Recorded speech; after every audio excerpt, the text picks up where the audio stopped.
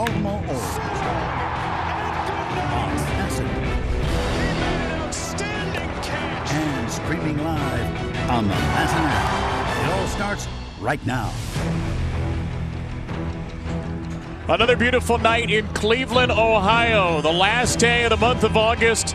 The Baltimore Orioles still in the thick of the wild card race, and with an injection of energy into their roster, the Rutschman and Ripken jerseys soon to be joined by a Henderson number 2.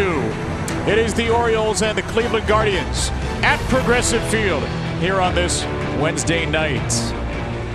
And a good evening to you from Cleveland, Ohio. Kevin Brown, Hall of Famer Jim Palmer, so delighted to be with you. There's going to be a number 2 Henderson jersey soon. Gunnar Henderson, the new number 1 prospect in baseball by some publications, including Baseball America, has joined the Orioles a day earlier than maybe we expected, right before rosters expand. Gunnar will be making his major league debut today, batting 6th and playing third base. An exciting day for Gunnar. We'll get to him in a moment. It's an Orioles team that badly needs an infusion of offense. But on the whole, they've had some offense early in the month and some pitching late. And as the Orioles close out August, they still find themselves in the thick of the postseason race. It's a third straight winning month for the Orioles. The runs per game at 4.4. Not terribly high. That number's gone down 7 games in a row, 4 runs or less. But the O's of late have really been carried by their pitchers, particularly their starting pitchers. The starters ERA of 3.42. And Jim Palmer, first time since April, May, and June of 2016 that the Orioles have posted 3 consecutive winning months. So some offensive struggles late, still some good performers in the month overall, and some great pitching for a winning recipe in August. Yeah, it's kind of bizarre. You play 26 games. When you score 4 runs or more, they're 13-0. So they got 1 more this month. You know what the formula is. Put 4 or 5 on the board. And when they go underneath, they've actually won 3 of those. So a big part of really just the resurgence of the Orioles is Adley Rutschman. Again, most of his damage hit from the left side. He can hit home runs. He gets on base. Jorge Mateo, great defensively. You hang a breaking ball, this is kind of what you see. He's been smoking the ball, especially the hanger. So he's made some really in-season adjustments. And then Cedric Mullins, he's not going to have a 30-30 year. He's going to have at least 30 steals as he's closing in with, 28, 29.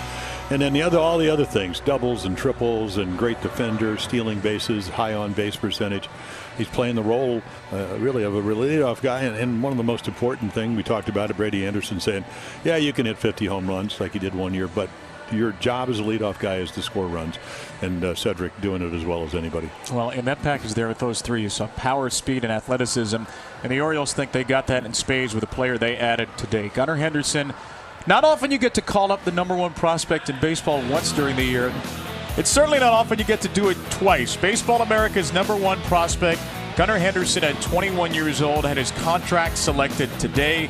Tyler Nevin option and Denji Reyes designated for assignment in return.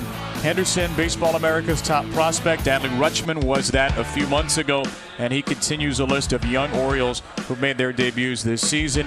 DL Hall, who made his debut at Tampa Bay a couple of weeks ago, he'll be throwing in relief soon. He'll join the team when rosters expand tomorrow. Kyle Stowers had the debut in Toronto, the big home run against Liam Hendricks a week ago. And of course, Adley Rutschman and Kyle Bradish have been a very good battery for the Orioles of late. But for now, the hype is all building toward Gunnar Henderson playing at third base tonight in that Major League debut. He's had one of the best years of anyone in the minors, which is why he shot up the prospect list. Forget it. A long solo homer from Gunnar Henderson.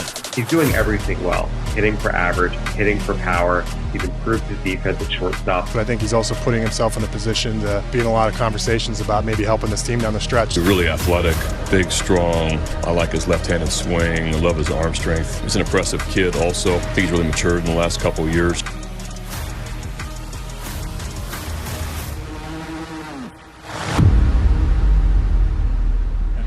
Second pick from the 2019 draft is here. A season where Gunnar was seen as a pretty good prospect. He ends it again as maybe the best in baseball. These are his rankings among Orioles minor leaguers this year. Leads in average hits and OPS, third in extra base hits, home runs, and stolen bases. So it's a very exciting day for the Orioles, Jim Palmer. A day that maybe came a little bit ahead of schedule, as Gunnar Henderson will debut as the youngest Oriole position player since Manny Machado. Yeah, only 21 years old, and I got a chance to meet him, and never met him in spring training, and I said, you earned your way to the big leagues. Again, 2019 second rounder, probably. Usually Mike Elias pitched college guys. This is not Adley Rutschman, who played in College World Series. This is, a guy that just turned 21, but he can run, he can throw. 22 stolen bases, only got caught 3 times, can hit for power. And he's going to come to the big leagues. We were talking, I said there's no higher league. So, we're going to see. Again, Cleveland, they pitch really well. McKenzie's going to pitch, big 6'5" right-hander, pretty conventional guy. So, fastball, slider, curveball. So he's going to see somebody, maybe not Shane Bieber, who won the Cy Young, who's going to pitch tomorrow night, but maybe you're going to get some pitches to hit. And they love his bat speed. They love his fact that you talked about over 900 OPS, that's slugging plus on base percentage. A AA got on base, about 45% of the time. That dropped to, about 390 when he went to AAA. So, again, he gets on base. Yeah, he'll strike out a little bit, but also he'll walk. It's the youngest player in AA and AAA at times this season. He'll be the youngest player in the big leagues. There is Gunnar Henderson, who wears that number 2, which he says has been an important family number to him. His brothers worn it. Now he wears it as a big leaguer. He'll bat 6 for the Orioles. They'll take their swings against Tristan McKenzie when we return to Cleveland. Here in Cleveland, Ohio, home of the Guardians. Tonight, the home of some very young, talented Orioles. Kyle Stowers starts on the bench. So does Taron Vavra. But they are 2 rookies, along with Adley Rutschman and Gunnar Henderson, that have infused some life into this Orioles team. 67 and 61. Now 3 back in the wild card chase. And here is the first big league lineup card to include Gunnar Henderson. It also includes Adley Rutschman on base in all but 2 games in the month of August. Batting second, Ramon Urias had the Orioles only hit yesterday. He'll bat 4th in DH, with Gunnar Henderson starting at third base and batting 6th. Yeah, Tristan McKenzie's going to face the Orioles for the second time. Pitched 7 innings against him. He only gave up 3 hits in Baltimore, all of them home runs. He does throw some home runs, you can see. 9 and 10, but much better. Here's what he's 5 and 2 at home. He's on a roll. 150 ERA over his last 5 decisions.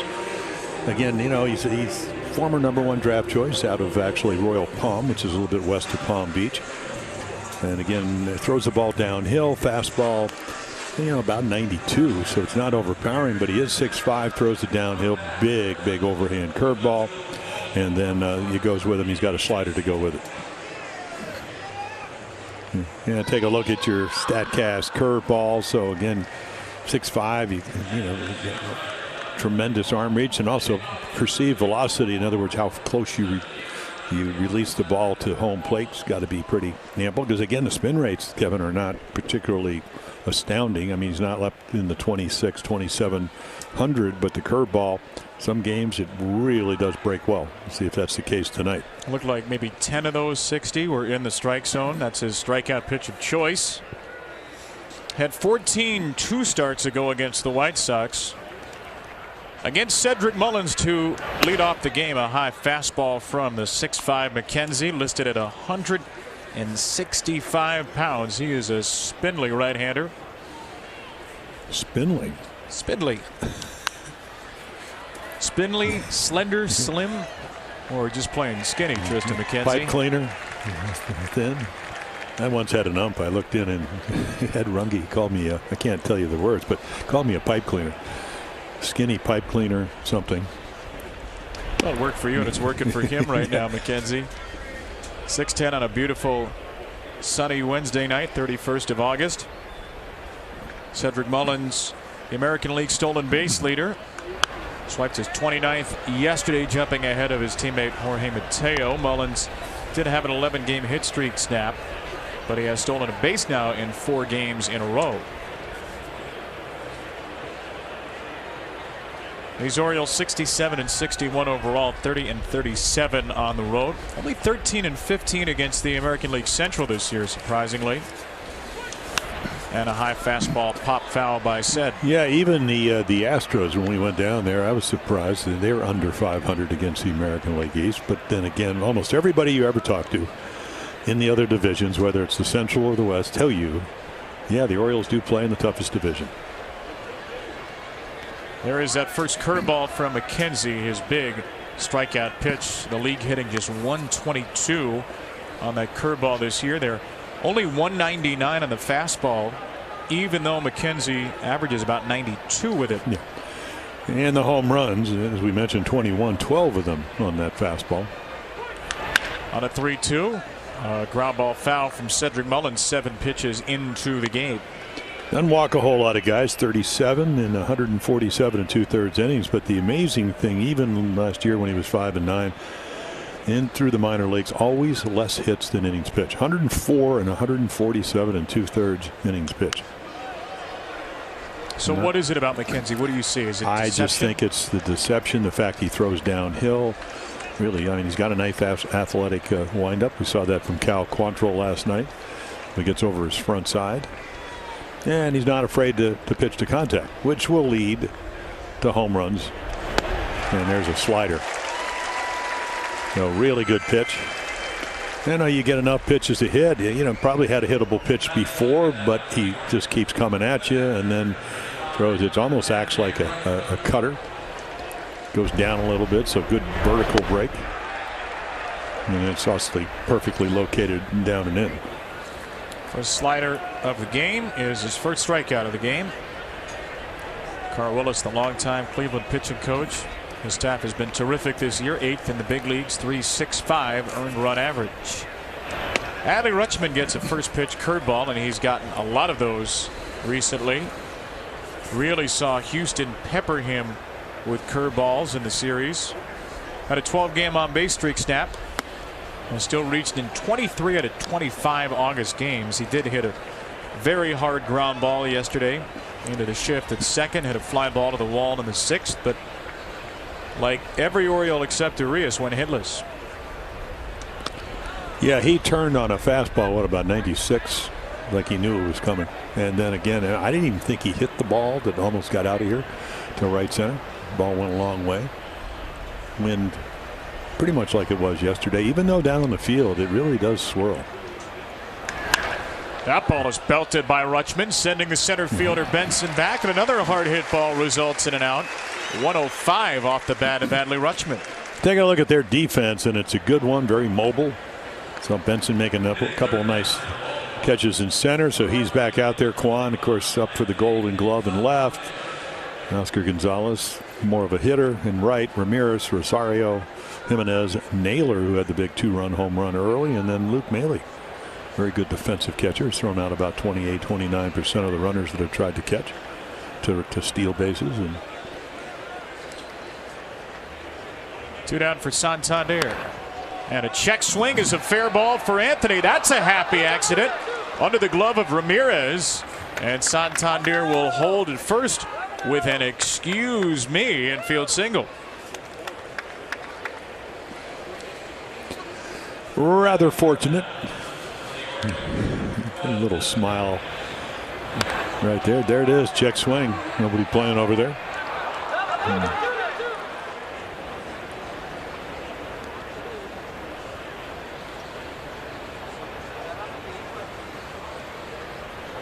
So the Orioles have tied their hit total from yesterday on that strange piece of contact.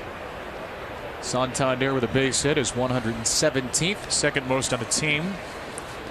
And here's Ramon Urias back in the cleanup spot for the second straight. To me, it's always been, you're kind of cruising along. You make a good pitch, you get a check swing, get a little bit unlucky. But if you looked at last night's game, Spencer Watkins retires the first 11. Ramirez doesn't hit a check swing, but goes the other way. Naylor hits a home run, and they take a 2-1 lead.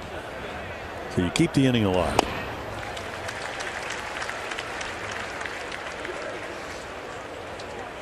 Pitch count goes up a little bit.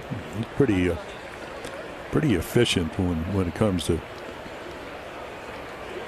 throwing pitches, and it's like 14, almost 14 and a half pitches per 9 innings, which is, or per inning, which is really low.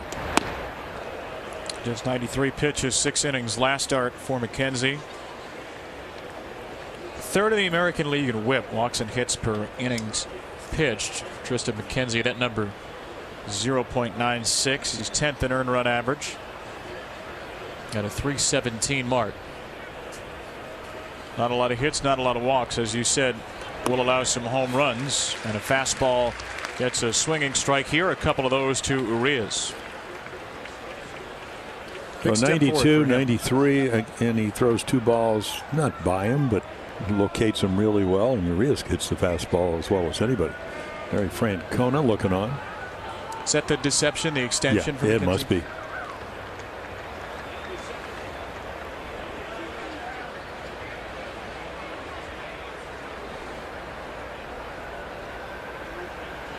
Right back to the fastball, 3-2. Yeah, I was talking to Rick Manning, who, you know, very good player. He's been here over 30 years. And I said, well, what's the deal? You know, you face guys like that. He said he loves to throw the high fastball. And, of course, if you throw it out, if you throw that curveball out of the same tunneling effect, out of the same release point, you got one going, or at least staying up, and you got the other one going straight down. A high fastball here is yanked out of play. Here's tonight's umpiring crew. Home plate umpire is the crew chief, Jerry Lane. In our ears and in our eyes, Brendan Miller's at first, Adam Hammery over at second. There's Adam, and Chad Whitson out at third.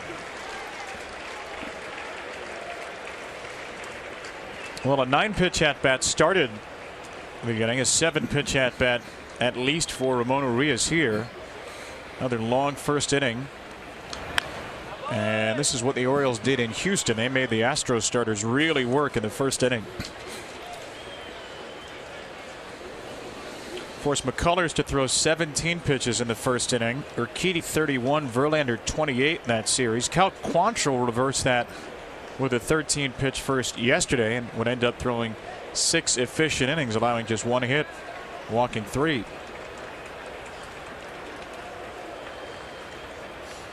This will be pitch 22 to only the 4th batter. Again, Santander runs, and again, Urias skies one away.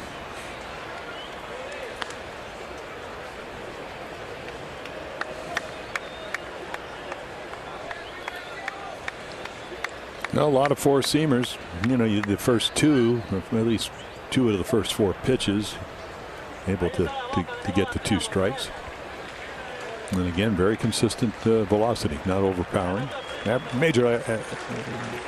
major league fastball, what, about 93, 94? And then, just like he did with Mullins, eventually gets to the slider, gets the strikeout. Jordan Lyles to the mound when we return.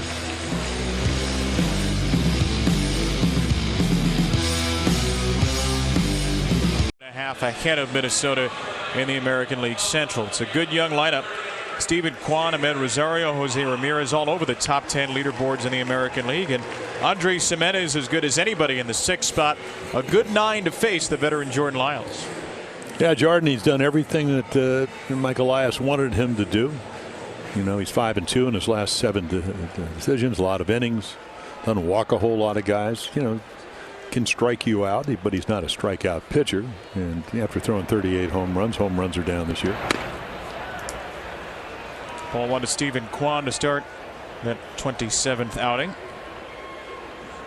The only time he missed a spot was when he had a stomach bug early in the year. Came back, pitched the next day, so he really has not missed a full turn in the rotation as he gets a late strike 1 there.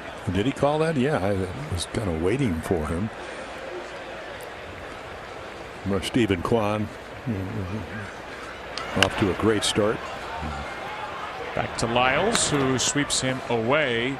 Good start for Lyles, who allowed a home run to the leadoff batter he faced last time out against Chicago, Andrew Vaughn, on the first pitch of the game. And then 7 innings, 1 unearned run after that. Yeah, what he really adjusted, and of course, Andrew Vaughn was the former #1 draft choice. I mean, what I noticed, I didn't do the game, but I'm watching, and the ball was flying. So you put the wall in left, and as Mike Elias said, it's 100 yards, center field and right will still play short, and it did.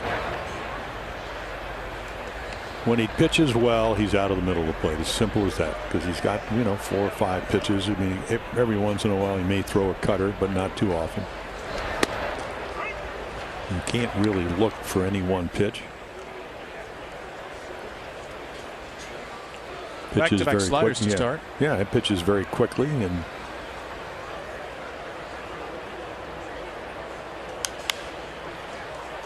One and two for Ahmed Rosario. Here is that pitch arsenal for Lyles, who hasn't thrown any one pitch more than a third of the time. Yeah, take a look at StatCast, powered by Google Cloud. So there you go. Fastballs about 50% of the time. And those are sinkers and four-seamers. Sliders 23. Changeup. And again, the batting average. Not really low in any of them. Probably what the lowest one is the slider. 253. Yeah. And it's the four-seamer 33%, sinker 17, giving you the 50% fastballs, but he will mix them up. Slider here, out to short right, and Odor goes back on it to make the play. Take a look at the Oriole defense. So obviously we have a new face over third. Henderson, Mateo, Odor, Mountcastle around the infield. Rutschman in his first major league year behind the plate. Then Hayes, Mullins, and Santander. There is the new guy, Gunnar Henderson, Orioles' second choice in 2019. His family is here today. Mom Carrie, Dad Allen are here. Brothers Jackson and Cade, his girlfriend Catherine, his grandparents TJ and Barbara are here as well. And they're going to see their son, their brother, their boyfriend, their grandson, depending on who you are, bat second in the upcoming top of the second inning. Number 2 will bat second in the second, quite appropriately for Gunnar Henderson's big league debut. This is Jose Ramirez, a kind of player that Gunnar Henderson would love to be someday, a perennial MVP candidate. And a 2-0 curveball garners a strike. Really late calls by Jerry Lane.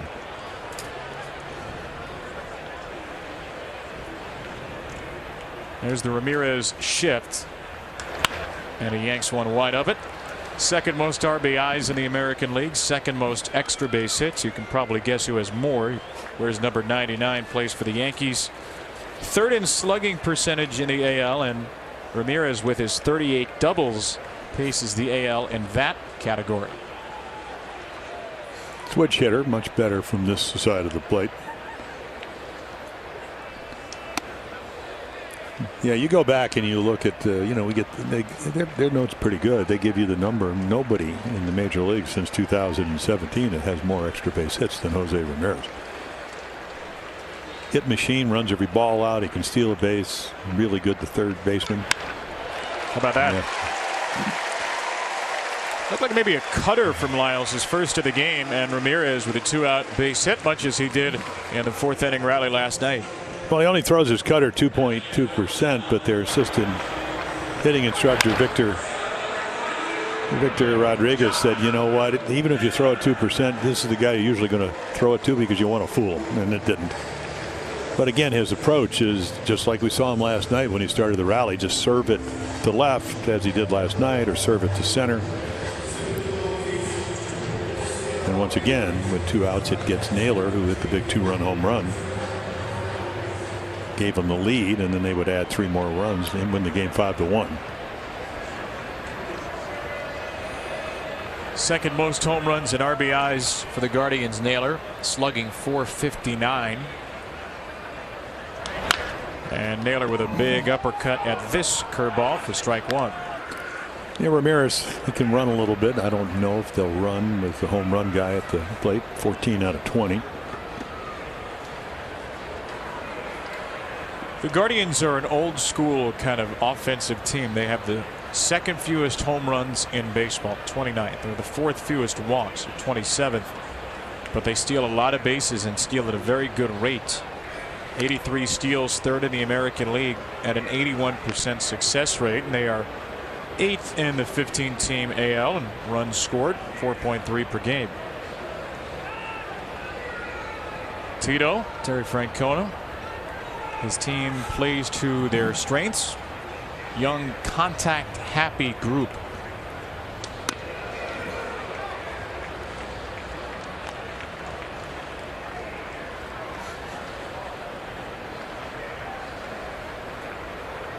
Always good when you have your name duct taped onto your gum. Stay out of the Tito gum. Yeah, well, when you have 1,940 wins lifetime, you get your name on almost everything. Get your own bucket. Yeah. Whatever you want. Whoa. Come on, Jared. You don't have to. You can ask for it, but you don't have to give it to him. It's about as late as he's called a couple of strikes today.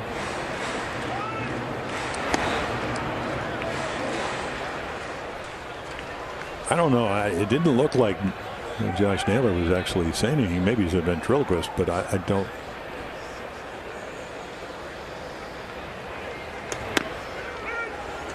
A little two-seamer that I think just misses.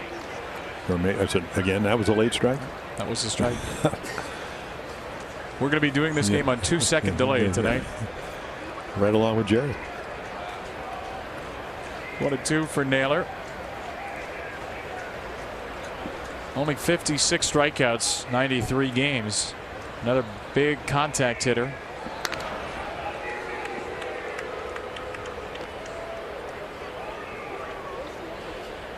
Well, it's just amazing. And they hit 263 with runners in scoring position. Not the case now, but Kwan's at 312. Rosario's at 319. Ramirez 341. Naylor 315. And then you hit to Gonzalez 310. Amazingly high numbers. There goes Ramirez. And there goes Naylor down the line, hooking, and it is out of play. Well, he had a breaking ball. It was a cutter. I was talking to Spencer Watkins. He thought he was going to throw it away, and Adley Rutschman thought that he was going in, and the ball ended up in the middle of the plate and hit it over the center field fence. Turned the game around. Even though it was only the runs 1 and 2 last night.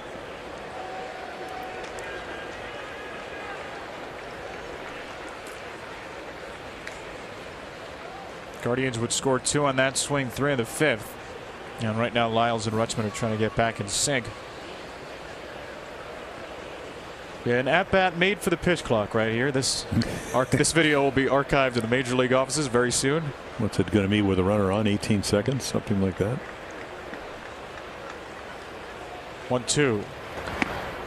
Now, I was told, I pitched in this era, but they actually had a pitch count in like 1969 or 70. I just don't. Maybe because we were taught to throw, not to be too indecisive and, pitch quickly, throw strikes, change speeds. That was the Ray Miller. George Bamberger said the same thing. But I don't ever remember it being a problem.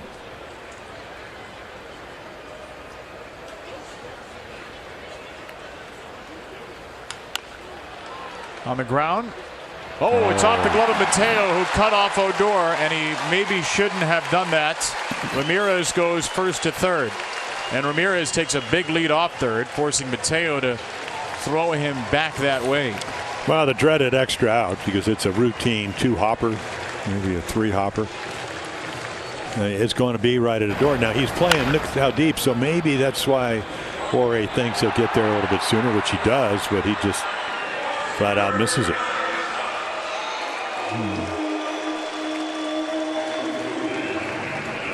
You think he should have laid off there? Yeah, we see him make every play in the book. Right. So, while that's not exactly a routine play, it seems like he makes every play look routine. You don't have a lot of speed. Odor just comes in, catches the ball, inning over. Now they get another opportunity. Just for some unearned runs, Oscar Gonzalez with 2 on and 2 out. And a ball to Gonzalez. Primary right fielder for Cleveland this year. Re-signed as a minor league free agent this offseason. Called up May the 26th and has given the Guardians a really surprising boost. Just 3 for his last 20 though. And a ground ball to short here. Mateo, another chance in this one. He aces. Gunnar Henderson will bat second, his first big league appearance at the plate when we return to Cleveland. Tested of the game, Monique Pretlow-Walker from Baltimore has already won $500 and will win $500 more for each Orioles home run hit tonight.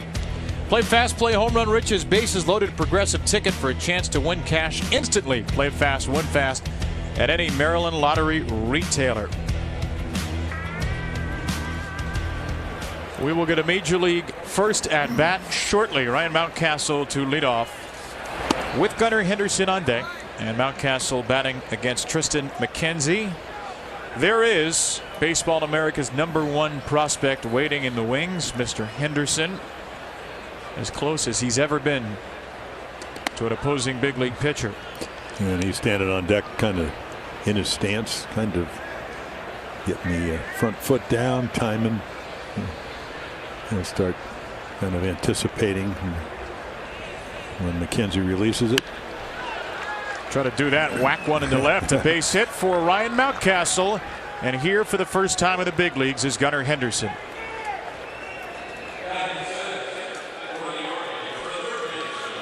Gunnar Henderson. And soon, those of you back in Baltimore will be able to cheer him in person. But for now, it is Mom and Dad, Carrie and Alan. His girlfriend Catherine is here, his brothers, his grandparents, to watch Gunnar Henderson, this 21-year-old, born in Montgomery, Alabama, from John T. Morgan Academy in Selma, in a big league batter's box for the first time. And Henderson takes a first pitch strike. Yeah, talking about in the opening, I mean, this is a little bit because McKenzie, Tristan, doesn't have a cutter, so he's kind of maybe what you might see in the minors: fastball, curveball, slider pitch. And a curveball there to fall behind, 0-2. Yeah, the good curveball looks exactly like your fastball. So again, you know, maybe he doesn't throw that hard, but he's able to maintain the plane on his fastball, and then when you think it's the fastball, the next curveball swoops down in the zone. Henderson got a 2-strike fastball down the left field line. Kwan will chase after it in the corner. Stephen Kwan made the catch out of our view. Mountcastle hustling back to first. He is out. Maybe. At the moment he is out, and at the moment Gunnar Henderson's big league career has started with a rather unusual double play. Yeah, so we can't see that. So nice play. He traps it against the wall, and then Kwan, again, a lot of people saying he plays left field about as well as anybody.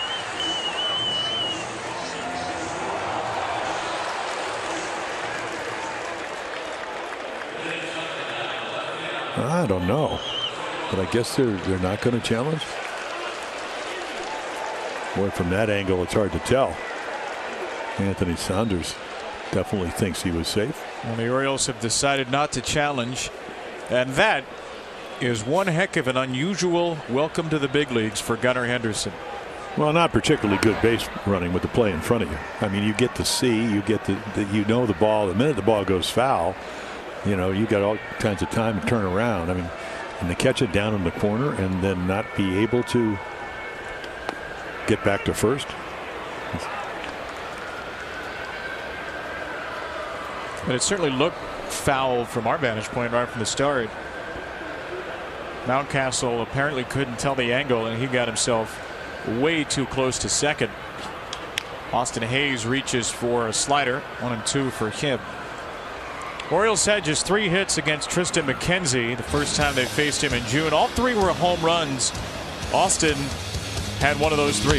Yeah, there's a slider, and of course this is what he's throwing them, but just because you hang a slider, the guy hits a home run doesn't mean it's not a good pitch. It just means you can't hang it, or maybe he'll do it again.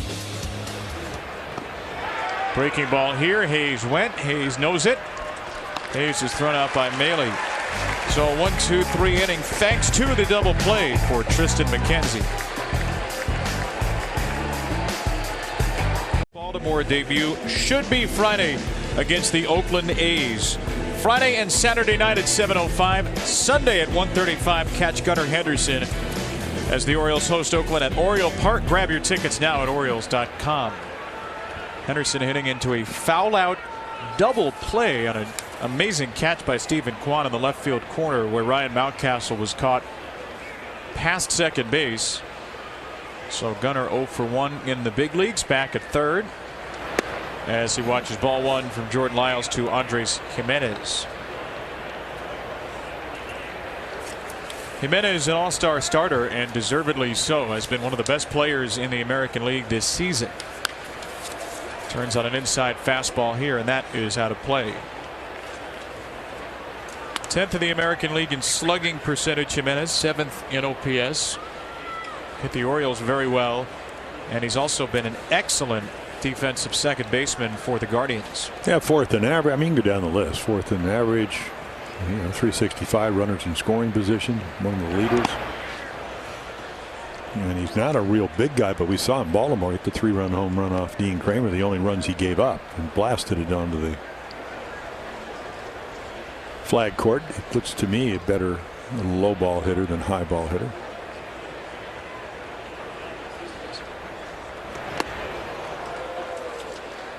Pretty good curveball right there.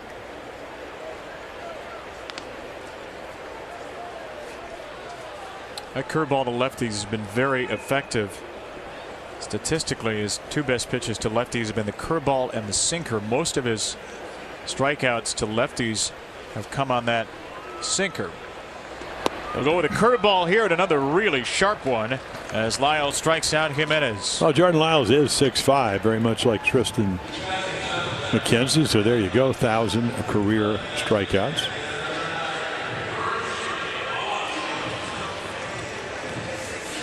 And that ball goes straight down. Really good spin rate on it. One of those textbook curveballs. Here's the sequence for Jordan Lyles, who becomes the 46th active pitcher to reach 1,000 career strikeouts.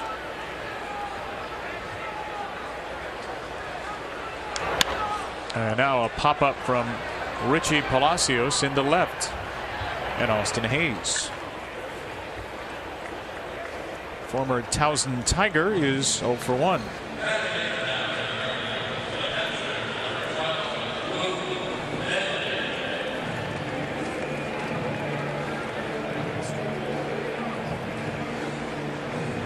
Well, Lyles had one of his best starts of the season against Chicago last time out. Threw a ton of strikes, season high strike percentage. A little bit less control to start this game, but 70 out of 95 strikes last game. And for Jordan Lyles, his highest strike rate of the season. Did not walk a batter in 7 innings. Got 3 double plays behind him. And the breaking ball has been very sharp in this inning. Not as good as it gets right there. Just like the ones to Jimenez. This is Luke Maile, Cleveland catcher. And Maile takes a slider. Yeah, you got Hedges, who caught last night. Actually was part of that 3-run 5th inning. Hit a single into right. That's in the air. Henderson pointing toward Hayes, who has to come a long way in, and we'll get there. A 1-2-3 second inning with a good looking breaking ball for Jordan Lyles. We're done. The Orioles and the Guardians tied for the second best record in the American League in August. The good news for Brandon Hyde's team, they played very well. The bad news, Tampa Bay, the only team better than them in the wild card race.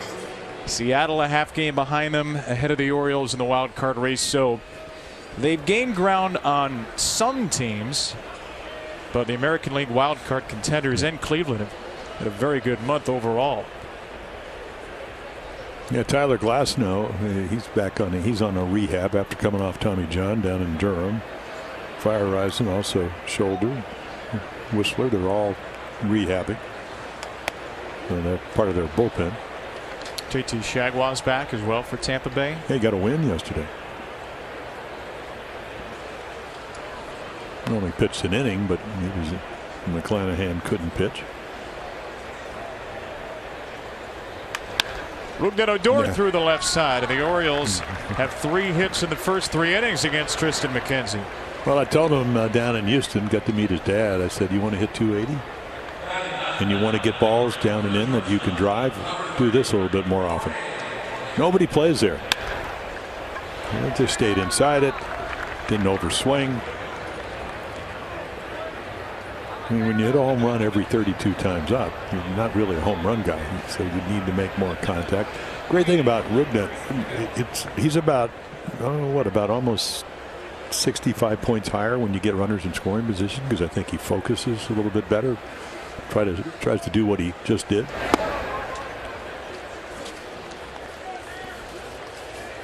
Well, the Orioles have a hit in every inning. Though they haven't scored, that's a welcome sight after being one hit yesterday. And they have as many hits tonight as they did against McKenzie in June, though all those hits were homers. Jorge Mateo off the end of the bat. In the air to Jimenez. Against the wind for the outs. Time for tonight's Indeed player resume. It is Cedric Mullins, who really enjoys hitting against the Cleveland pitching staff. 4 home runs and 7 steals, including a swipe last night against the Guardians in his career.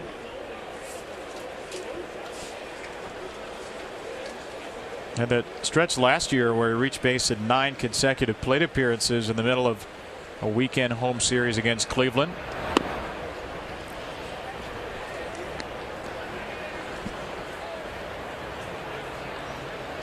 Mullins, a recent addition to Team USA. He'll be joining Team USA at the World Baseball Classic next season.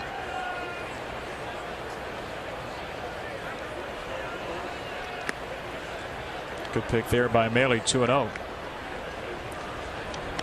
Will Smith, Trey Turner just in the last couple of days of the Dodgers committing to play for Team USA as well.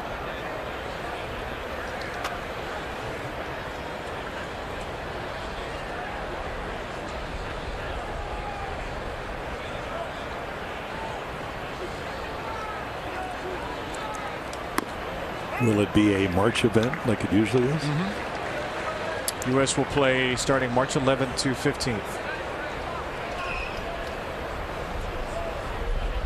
Right now it's JT Realmuto, Will Smith, Pete Alonso, and Paul Goldschmidt, Trevor Story, Tim Anderson, Nolan Arenado, and then Mullins, Trout, Betts, and Kyle Tucker in the outfield. Trey Turner. There goes the runner Odor on strike 2 to Mullins. Yeah, if he doesn't swing, that's going to be a stolen base. The big, slow curveball. Best pitch to run on. Seen Odor pick some good spots to run of late. 4 for 5 as a base stealer. Thing is with Rubnet, he's only 28. It's still a very young player. I mean, he's been playing a long time. The 330 home run seasons.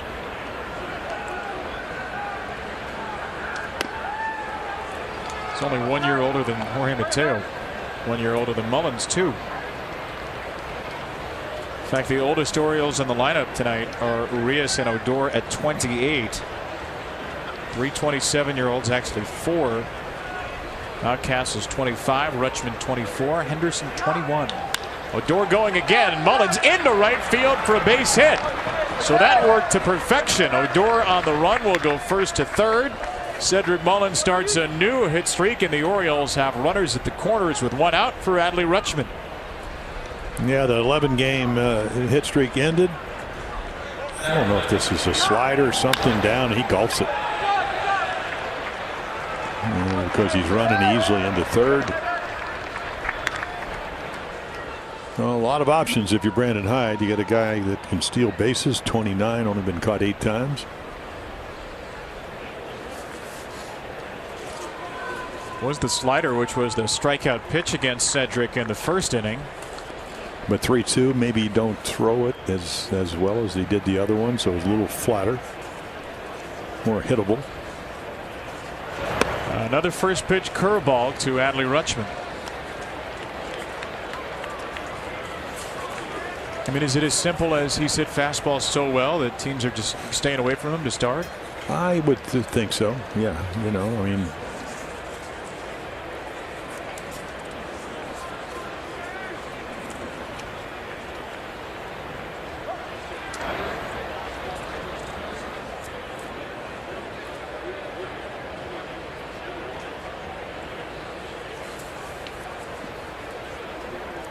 Something the Orioles have been noticing, the way teams have started to attack Rutschman, who usually takes the first pitch. Very low first pitch swing rate. And another check on Mullins by McKenzie.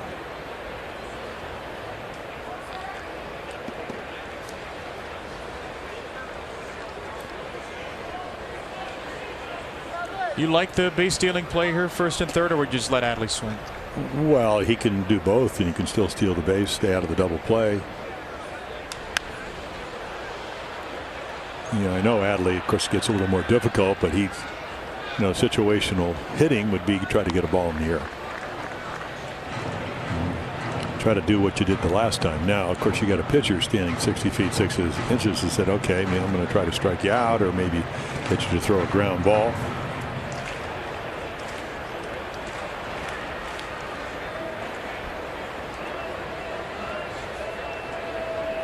Orioles only 2 at-bats last night with a runner in scoring position. They were 0 for 2, 3 for 22 at Houston.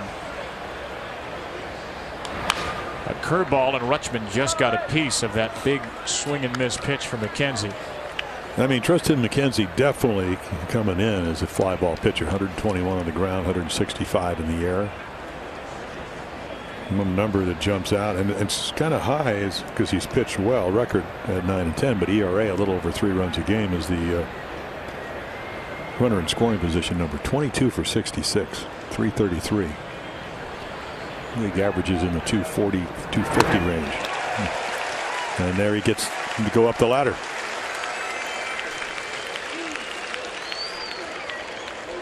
What a key to pitching. If you can get to 2 strikes and then you can make quality pitches, so a little extra. It's the first pitch that Adley would not even attempt to swing at, but because it's 2 strikes, he chases.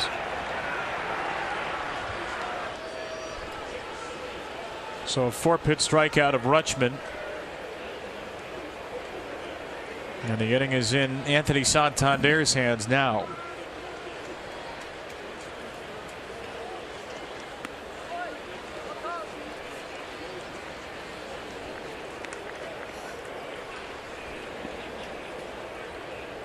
Anthony checked his swing, accidentally made contact for a single in the first inning.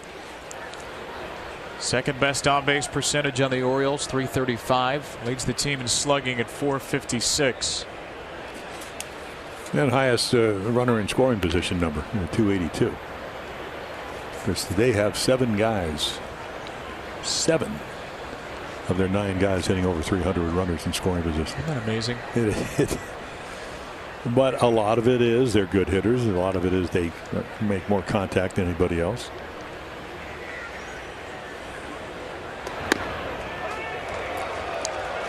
And a late strike call from Jerry Lane, 1-1.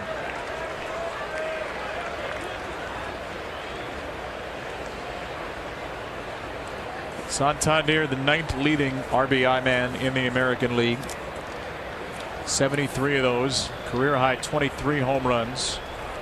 Odor and Mullins his base runners. And a curveball for strike 2 on McKenzie's 50th pitch.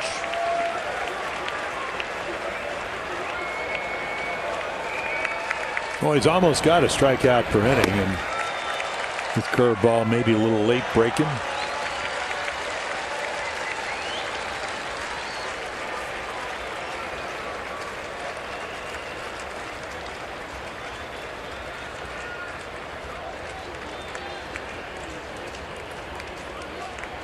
One-two.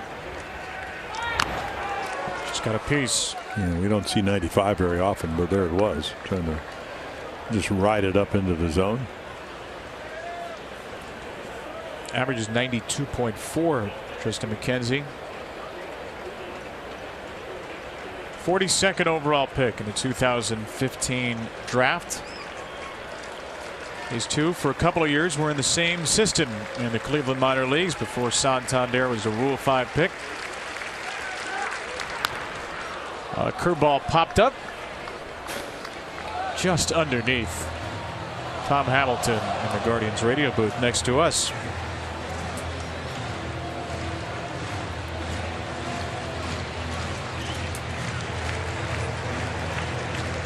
Hammy's working solo tonight, and he was still all over that foul ball.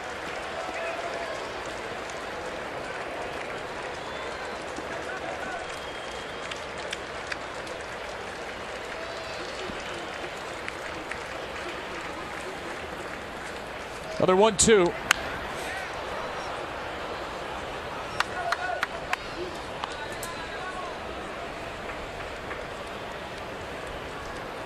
Orioles have fouled off 10 two-strike pitches in the game so far from McKenzie. Does that tell you anything? No, other than Brandon Hyde said we need to do a better job of hitting. You know, the number that jumps out is they won 2 out of the 3 games in Houston because they hit home runs, but they were 3 for 22 with runners in scoring position. And tonight already, what, 0 for 2, make it 0 for 3. And I am sure that Ryan Fuller and Matt Schulte is saying, hey. But again, as you mentioned, they did a good job of getting in position to drive in runs. It just didn't do it. And anytime you have 22 guys in running in 3 games, like they did in Houston, you're putting them on.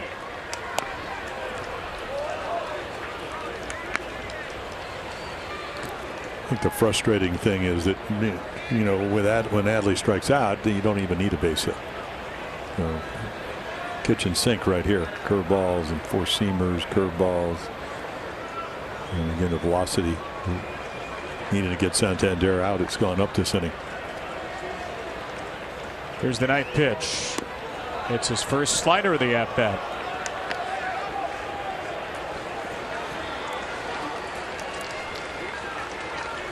Ramon Urias, who had a 9-pitch at-bat in the first inning, waiting after 9 pitches so far to Anthony Santander. You look anywhere in particular here? No, you're looking for the ball. You're hitting off the fastball and hope he makes a mistake if it's a breaking ball.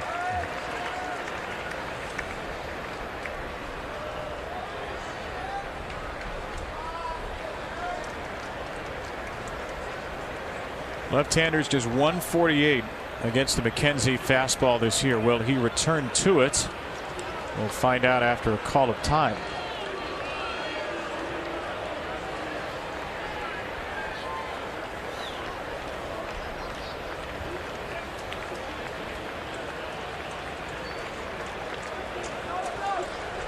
Odor at third. Mullins will run from first. He is not held on. Pitch number 10 is ball number 4, and he did not swing. That's confirmed by Chad Whitson. A 10-pitch walk for Santander to load the bases for Urias. Yeah, Carl Willis is going to come out, not because he's in any trouble, but I think just to give him a little rest. Been a long inning. You can see the pitch count mounting, and it's not like he's wild. He's fouling off a lot of pitches.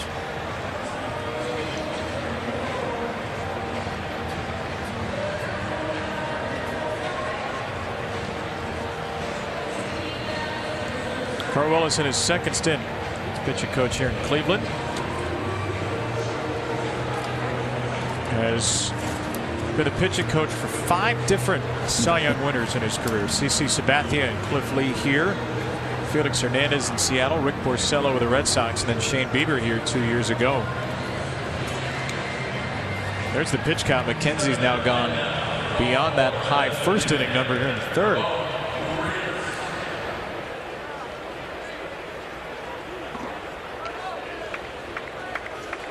So Ramon Urias trying to put the Orioles on the board. This is 2 for 10 this year with the bases loaded, 4 for 18 career.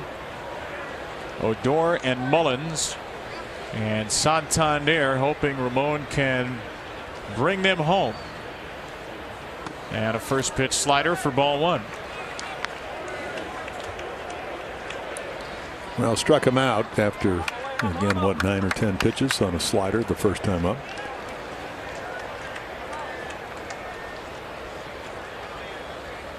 Surprising power for a little guy. 14 home runs, double of what he hit last year. Yeah. I'm sure Carl Willis didn't say go 2-0 on Urias when he came out to talk to him. But if he did, I'd love to know the thinking. Yeah. Well, try to get him to overswing. He usually doesn't do that. 5 straight pitches out of the zone. And make it 6. These are not close. No. Well, when you pitch up and you get a little bit quick, front shoulder goes, and you get around everything instead of staying behind it.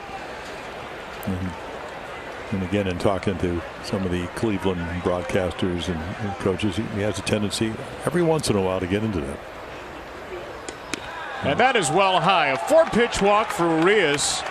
Ramon Urias, who had the Orioles' only hit yesterday, drives in Baltimore's second run of the series with a bases-loaded walk to score Rougned Odor. Yeah, Odor, who actually just hit a nice little single to shortstop.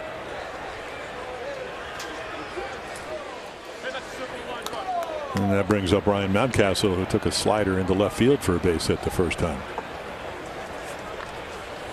McKenzie, who has a below-average walk rate on the season, walks back-to-back hitters. And now Mountcastle takes aim at a first-pitch fastball. Yeah, the amazing number to me is if we look at Ryan Mountcastle, last year hit over 280 against fastballs. This year it was down to like 226. Pretty good numbers right there. What do you attribute that to, the fastball numbers? I really don't know. Maybe, last year he had everything pretty well. Change-ups, sliders, and fastballs. And I think what happens is when, maybe you're a little late on the fastball, so then you can't wait quite as long because you're maybe getting a little anxious and you jump out. Ball doesn't travel as far.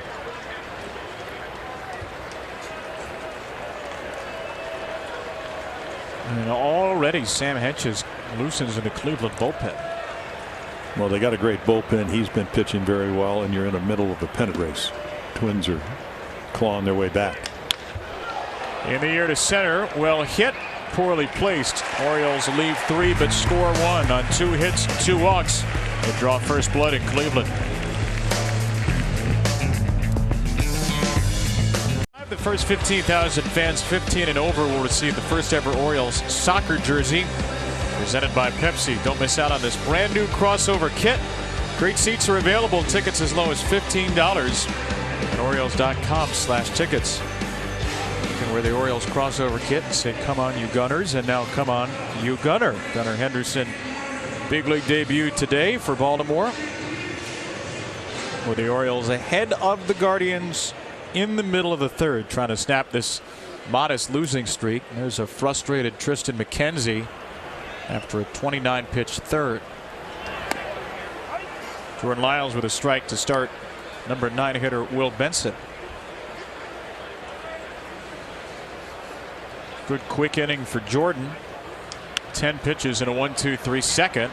And Gunnar Henderson's first defensive play in the big league is a pop-up from Benson for out number 1.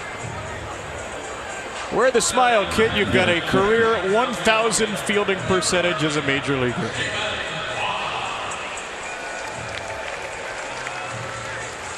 .48 games at third base in AAA this season. Henderson, who was drafted as a shortstop and has split time primarily between shortstop and third in the minors. A little bit of second base we saw at the end of his tenure in Norfolk this year. Even played a few games over at first base. Yeah, I asked him, you ever play the outfield? He said 1 time in Instruct League. So only been out on the away from the dirt 1 time.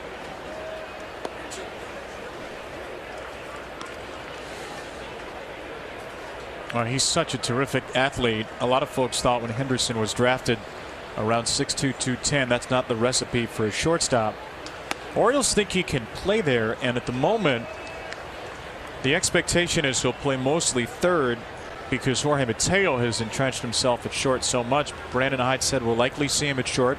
We'll likely see him at second base some as well.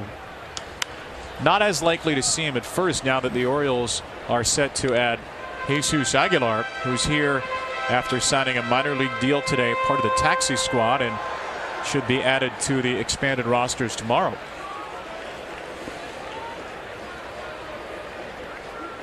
Two and 2 for Stephen Kwan, who almost never strikes out. No. Well, gets on base, can run a little bit, 12 out of 16. not sure that Jordan Lyles wanted to go 3-2. Usually when you have a guy that can steal bases, means you can't make maybe the quality pitch. May end up that way, but you got to aim for more of the plate.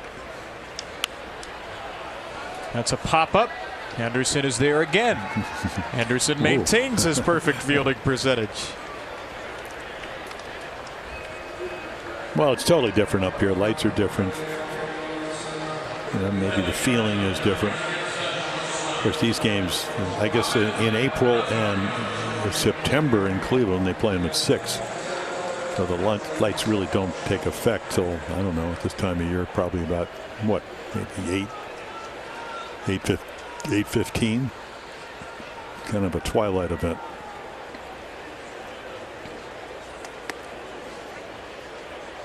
You like the 6:10 starts here? Oh, I do.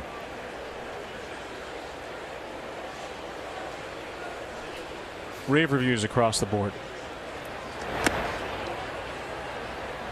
It's very strange to be done with a baseball game at 8:48. Usually if you're done at 8:48, it means there has been a terribly long rain delay for a day game. Rosario to short, picked by Mateo, spins, throws, and gets him. Gunnar Henderson will lead off the 4th inning for the Orioles, a 1-0 lead in Cleveland. In the major leagues this season, there is a new player atop the youth movement leaderboard. Gunnar Henderson at 21 years and 63 days old, born, and this is going to make a lot of you feel very old, June 29th, 2001. Gunnar Henderson is a major leaguer, and he said at the beginning of the season, he sent a text to his girlfriend Catherine. He said, "My goal is to be in the big leagues this year." And Henderson wraps one foul. He said he made sure to tell Catherine to take a screenshot of that text.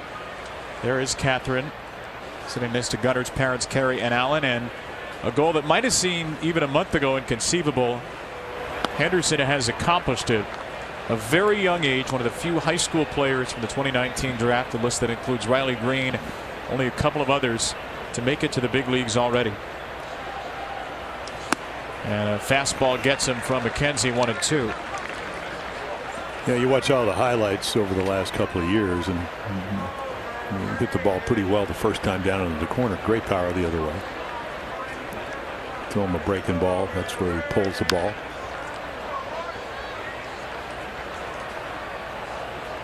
Now, you were talking about it last night. Adley Rutschman comes to the with a much more, I guess, experienced pedigree because of the college baseball. It's you come up here, you hope you get a good pitch to hit. When you do, it's no different than anybody else. You try to put a good swing on it. And we saw the game speed up for Adley, and then it slowed down. And the Orioles think the game will slow down eventually for Gunnar, who walked 79 times in 112 minor league games this year. .416 on base percentage between Bowie and Norfolk. On a 2-2, Henderson drills one, right center field and deep, and gone! Oh my goodness! His first major league hit is his first major league home run. The helmet is long gone, as is the ball. Let the hair flow, Gunnar Henderson. You're a big leaguer, and your first hit is sitting in right center field, deep in the seats in Cleveland. Well, that ball was crushed. Perfect pitch to hit it. It's kind of what I was talking about when you get a pitch, and this is a slider down and in. Most lefties like it there. Big hug from Adley Rutschman, and then he just belts it.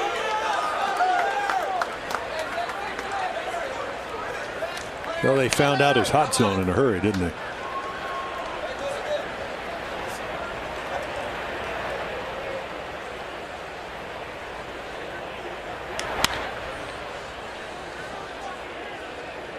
We may need to see this one or 2 or 10 more times tonight. And there goes a little Bryce Harper right there, but Bryce usually does it down at first. A 429-foot shot for Gunnar Henderson for an Orioles team that has desperately needed some offensive juice.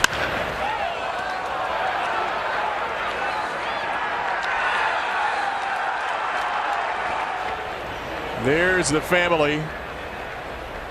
Joy, elation, maybe some disbelief. Dreams have come true for Gunnar Henderson and his family. A strikeout of Austin Hayes, and here is Gunnar coming around.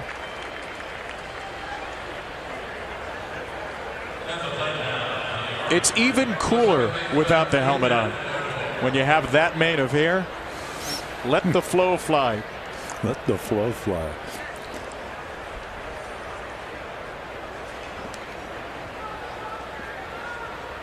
Well, that ball, if you weren't looking, you knew it was a home run just by the sound of the ball off that bat.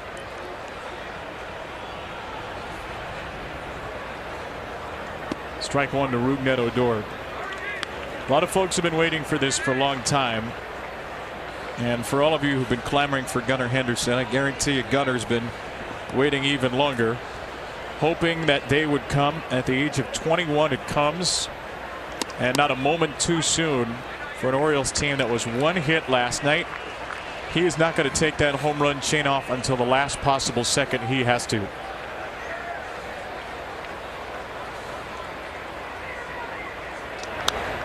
Oh, 2 for Odor.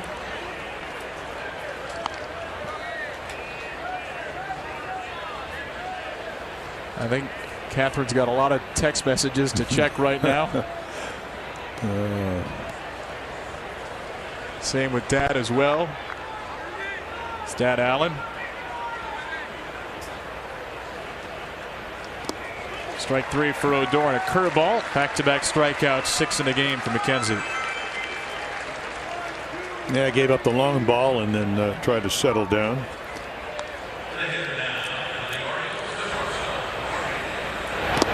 And that is a good curveball.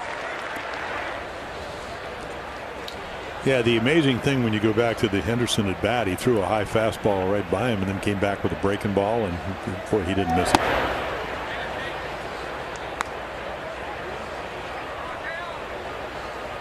You noted the home run number for McKenzie is really his one flaw this season. It's 22 allowed. 4th home run hit by the Orioles off him in 2 starts. Well, you talked about it. I mean, he pitched 7 innings, and the Orioles got him for 3 hits, and they all happened to go out of the ballpark.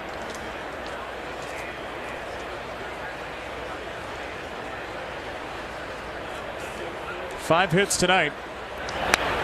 1 left the yard. 2-1 for Mateo.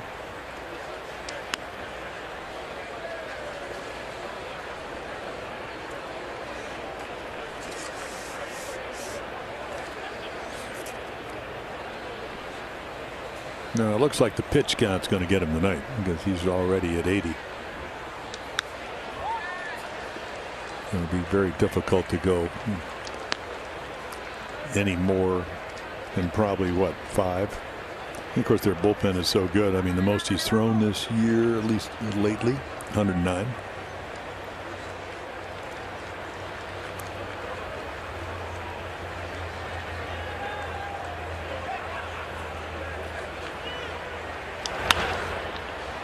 .96 there, still 2-2. Well, you hang and brawl, pitch to Jorge Mateo. He's going to hit it out of here too. I mean, we've seen that. Breaking balls up, he feasts on. Blown away, whole different story. Blown away right there. Looked like the Orioles were looking at video on the tablet there on the dugout, maybe looking at Gunnar Henderson's home run again. They seem to be enjoying it. Hanging slider here has popped out of play. You know, Adley Rutschman right now is probably thinking it took me 21 games for my first major league home run. And here's Gunnar, who hits it on his 2nd major league at bat. Terrin Vavra, his teammate in Norfolk for a good chunk of this season, saying, is it really that easy?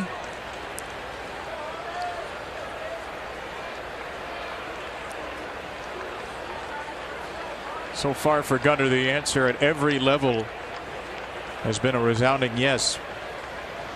Dominating AA, tearing up AAA, and now mashing in the major leagues.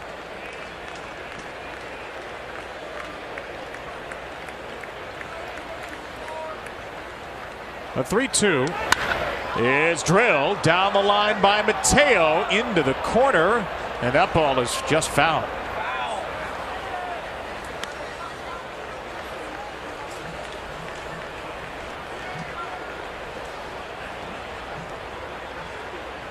.105 off the bat and scorched.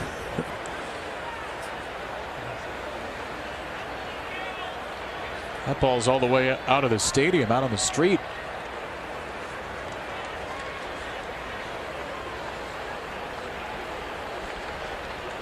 Almost headed for the Rocket Mortgage Center. In the air to right from Mateo. Oscar Gonzalez will catch this one. He did not catch this one. Gunnar Henderson in his second major league at bat. Didn't need a bat. 4. Now's a great time to reserve your new Toyota. Visit your Baltimore area dealer to learn more. Toyota, let's go places. Gunnar Henderson's first major league hit, a 107-mile-an-hour, 429-foot home run.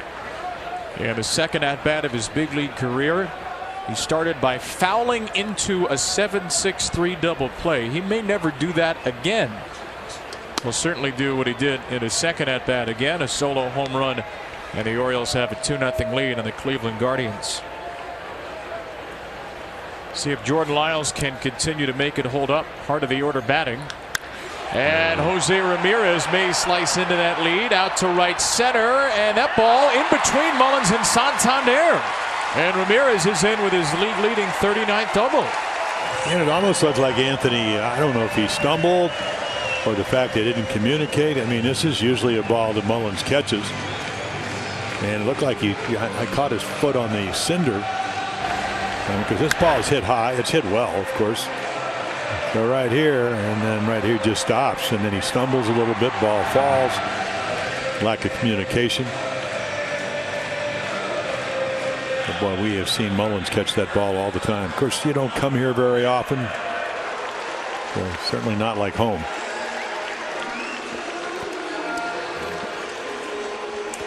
Hasn't always seemed like the ball's been carrying well here in the first couple of nights of the series. Henderson accepted, and that ball lands right in between the center and right fielders of the Orioles. Bring up Josh Naylor as the tying run.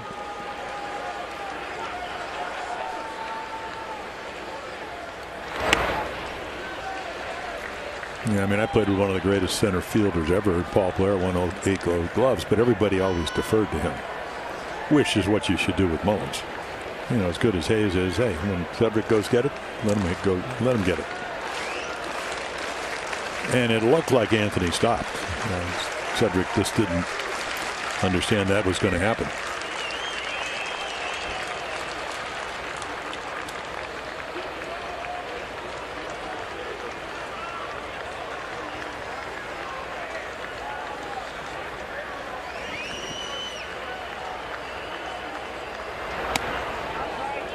.2-0 for Naylor, who hit a 2-run home run in the 4th inning yesterday.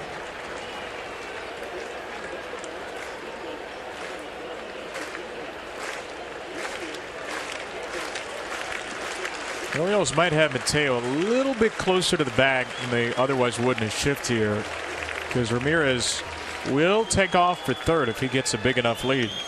Good base stealer. That's ball 3.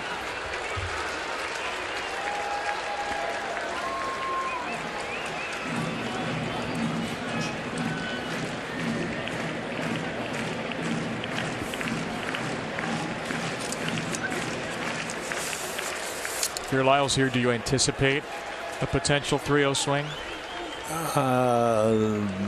You know, maybe, but you don't want to walk yourself into a big inning. I mean, Jordan's got, you know, only one time. He's walked more than 3. So if I have a 2-0 lead, I'm not really worried about the guy on second. I'm worried about the guy at the plate, because that ties the game up. So they're just looking for a way to get back into the game, and he usually doesn't give you a whole lot of free passes. First walk tonight after a walkless 7 innings on Thursday. And Cleveland will bring the go-ahead run up with nobody out in the 4th. To the tune of the SpongeBob SquarePants theme song, it is Oscar Gonzalez. Now that is some intimidating walk-up music.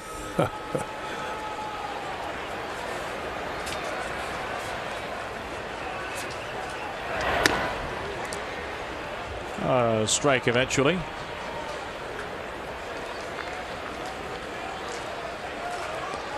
Well, you need another double play ball. That certainly would. Well, it was what, 3rd, I believe, in the Major League Baseball turned in double plays.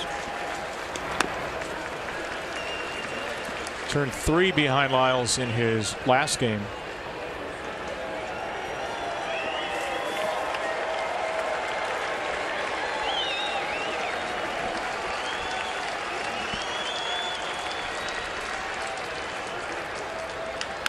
Gonzalez sharply to 3rd. Henderson could start it. Odor on to Mountcastle, who finishes it. Gunnar Henderson starts a 5-4-3 double play right on cue. Jim Palmer. Yeah, a little hanging breaking ball, so it's hit sharply. That makes it easier. You know, once your third baseman catches it. So we've seen him catch a couple of pop flies. I mean, accurate throw, and then a nice play by Mountcastle. Ryan saved Odor down in Houston. Almost a similar play. So again, rangy former shortstop, #1 draft choice Ryan Mountcastle, able to get it. So 1 pitch, 2 outs. Doesn't get a whole lot easier with this guy hitting .365 with runners in scoring position. This is Andres Jimenez. 14 double plays turned behind Jordan Lyles this season.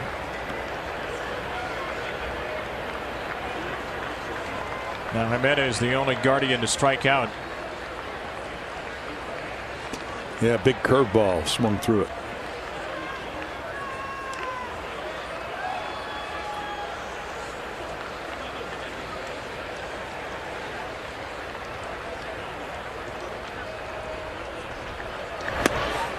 Like that? Yeah. Well, they're really good hooks, but they're balls.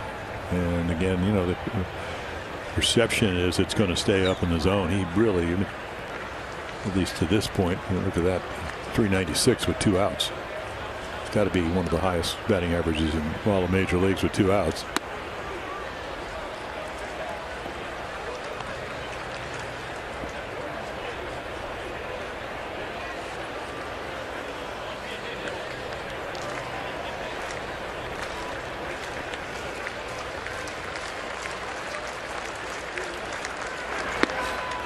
Oh, he is owning Jimenez with curveballs right now, and none of them are in the strike zone.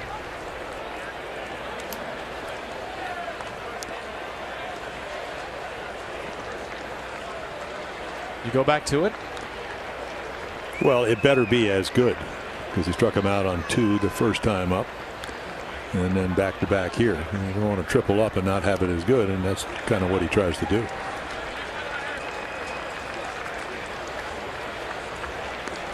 Well, in my era, Rod Carew, at least in the American League, won 7 batting titles, and we played in a slow pitch softball game, and he had trouble hitting. So the next year, Tom Phoebus, we're all trying to throw in as slow curveballs as we could throw.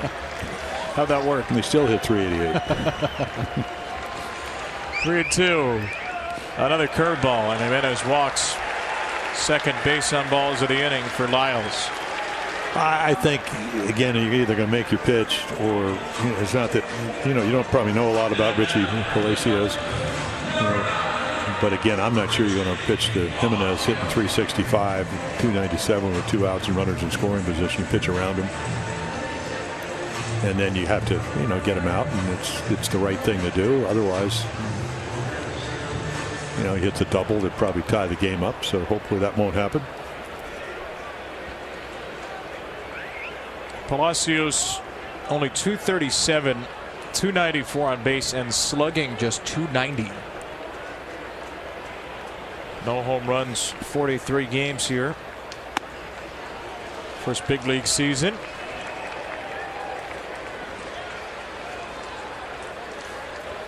Former Towson Tiger Richie Palacios. Seen a couple of those in the big leagues this year. Yeah, 38 games down to AAA, hit 280-ish. Well, again, now all of a sudden, command wavering a little bit.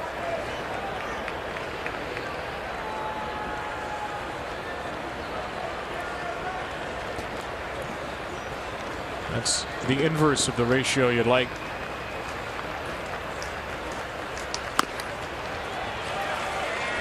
Three and 0. Couldn't get the call.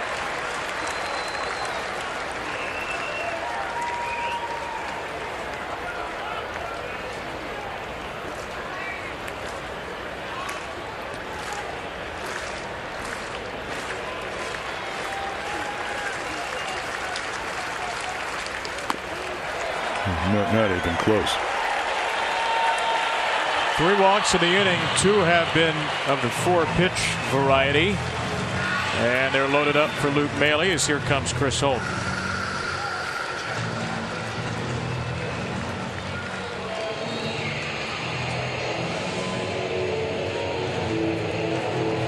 No one warming in the Oriole bullpen. Lyle still yet to allow a run, but 3 walks and a double to 5 batters in this inning has been helped by the double play. They got Maile out the first time, sky to left, but it was a very, and I mean very hittable pitch. Just got under it. And he's been, because you got Austin Hedges, who got a big hit in last night's game, but in the last 19 games hitting close to 350 with a couple of home runs. Those are his bases loaded numbers.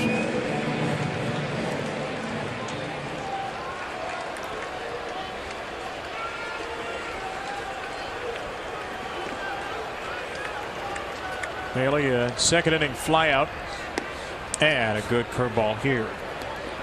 And it all started on what usually is a catchable ball by Cedric Mullins.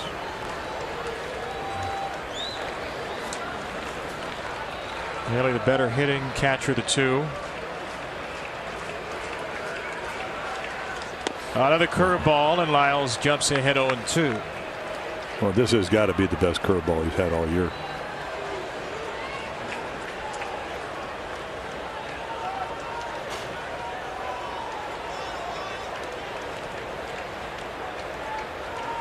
Only throws that pitch 6% of the time to right-handed batters. Typically very slider heavy to the righties.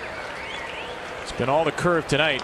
He throws it again. It's grounded to Henderson, and Henderson steps on third. That's about as unforgettable an inning as you can have in your debut. A double play, a third out, and a home run all in the 4th for Gunnar. Receive expert analysis and team coverage from MASN Insiders, real-time action, scores, and player stats, all in the palm of your hand. Scan the QR code on your screen or go to MASNsports.com and download yours today.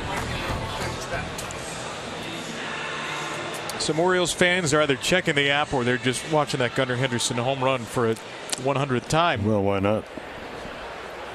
It was majestic. Really was. The sound as much as the look. First Oriole to hit a home run in his first major league game in a long time. First Oriole to hit a home run for his first major league hit since Trey Mancini, September 20th, 2016. What, Jonathan Scope did it? Well, Larry Haney, bonus boy, long-time scout, actually the last out of my no-hitter. Really? Yeah, playing for Oakland. Great guy. Mullins punches one into left. Kwan, who's a phenomenal left fielder, flags it down. Kwan is in Swan as he easily gets to it. I mean, they say he just plays terrific left field. And quick, great jump. I mean, it's pretty routine for him. And it's on base. Good leadoff guy. Good defensive guy. Steals some bases. What does that sound like? Cedric Mullins. He's not going to be a 30-30 guy. Kwan, by the way, has 9 outfield assists now. One ahead of Cedric Mullins' 8.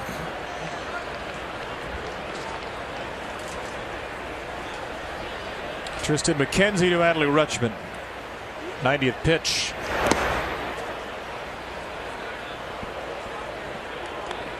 Only 2 runs so far, but certainly a lot more traffic against McKenzie tonight.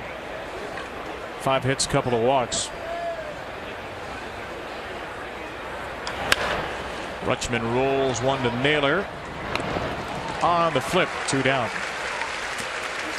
Well, Orioles fans, join us this Labor Day Monday as the Orioles clash with the Blue Jays Monday, September 5th at 1:05 for a single admission doubleheader. First 15,000 fans, 15 and up, will receive a Ryan Mountcastle t-shirt. Tickets start as low as $10 at Orioles.com/tickets. Blue Jays are home against Chicago tonight, the Cubs. A couple of wins in a row for the Jays, comeback fashion. They are down 1-0 early in the second.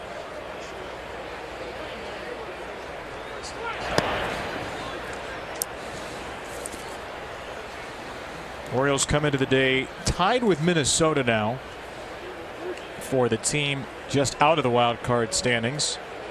Toronto is 3 ahead of the Orioles. The Twins have won 5 in a row. Seattle a half game up on Toronto. Tampa Bay is a game up. Look at Anthony Santander. That's a once in a lifetime swing. He knows it. Brandon Hyde goes, that's not kind of the swings we're looking for. But if you look at the scoreboard, 2-run lead, only 1 hit last night. And Rios bounced a single into right. And Santander leading the team in home runs and RBIs.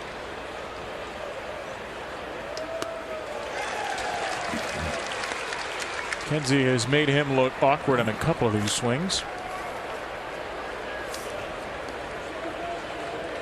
You get a little note. What, 16 2-strike foul balls tonight? Oh. That'll get the pitch count up there. Where'd you get that note? From our guys in the booth. They're paying attention. How about that? More so than we are. It's our jack of all things stage manager Mike behind us.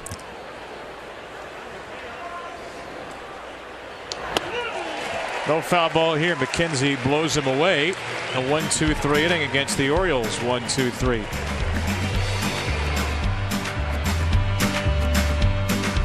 By BGE. BGE building upon what's important to everyone. That's smart energy.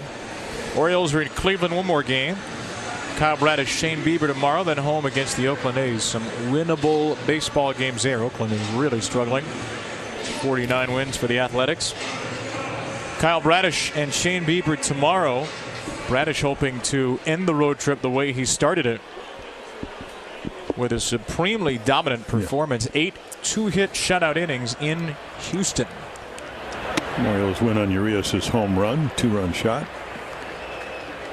Nice to, and then next game 3-1, and again another terrific outing by Dean Kramer. Well, you see the curveball usage there, 35% for Lyles, which I think it would be by far his most in a start this season. He's only thrown that pitch 12% of the time this year, but he has gone to the curve over the slider tonight. Well, it's a field. At least I always felt it was a field pitch. But when we had the 420 game winners in '71, Lyles is a little bit like Pat Dobson.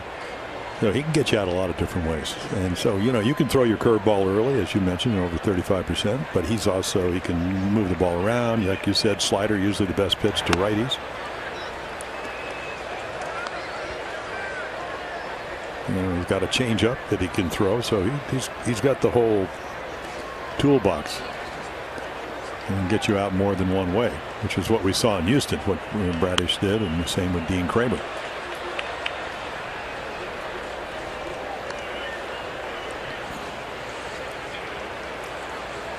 Is there a give and take to that sometimes if you throw that many pitches, maybe it's hard to master one or two? On the other hand, sometimes you can always find something that might otherwise be your 4th or 5th best pitch. Yeah, well, I think a curveball, again, because it's a field pitch, sometimes you don't always have it early. There's another one, and there's another out.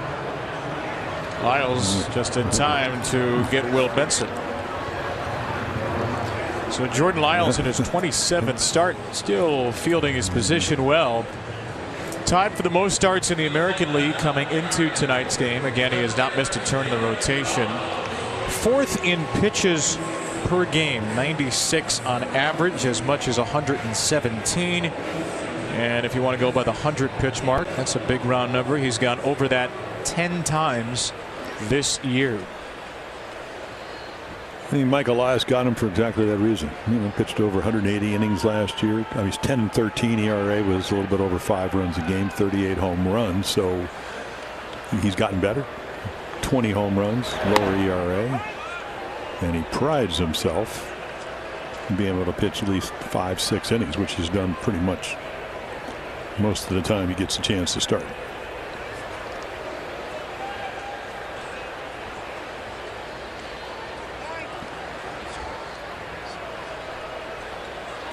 I'm looking at Gunnar Henderson and thinking, okay,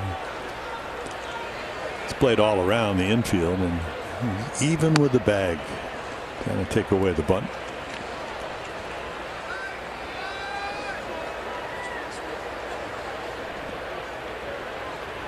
One and one for Quan. Lyles got the call on that first pitch. Yanked to second base in Odor. 2 up, 2 down, 5th inning. After Lyles walked 3 of the first 5 in the 4th. Yeah, who was that guy? Was there anything you saw mechanically that would explain that? No, I just think that, again, the ball, and not that it was misplayed because it would have been a tough play, backhand play for Mullins, but usually he catches it, he doesn't catch it, and then you're thinking, okay, Naylor hit the 2-run home run yesterday, I'll be careful, and he gets behind him 3-0, and then you can kind of lose feel. It happens very easily. To third, Henderson can't make the play on a diving try and a base hit for Ahmed Rosario, his first of the series.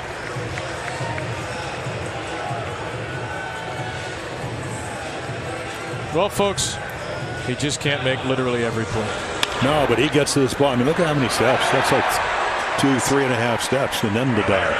Feet are set. But again, he's got shortstop range. That ball with topspin, so it certainly doesn't slow down. 6'2", good length, good foot speed. But it gets Ramirez to the plate, so they're very pleased about that. How do you attack him here? He's already singled and doubled. Well, I'm thinking, okay, where do I go? And I don't let him hit the ball out of the ballpark.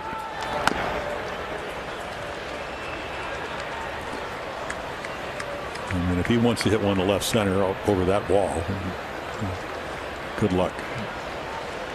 And of course, he's looking for a ball he can yank. What wind there is blowing to right field. At least that's where the flags are blowing.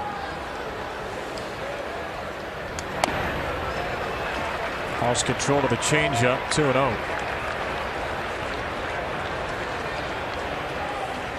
Jose Ramirez, 3 for 6 in the series. Career high already with 106 driven in. And a 2-0 curveball. Lyles being very careful here. Ramirez 2 months this season of 10 or more extra base hits, 5 or more steals. This is a pretty good list of power and speed, which includes the Orioles' Cedric Mullins this month. And he probably is swinging away here 3-0.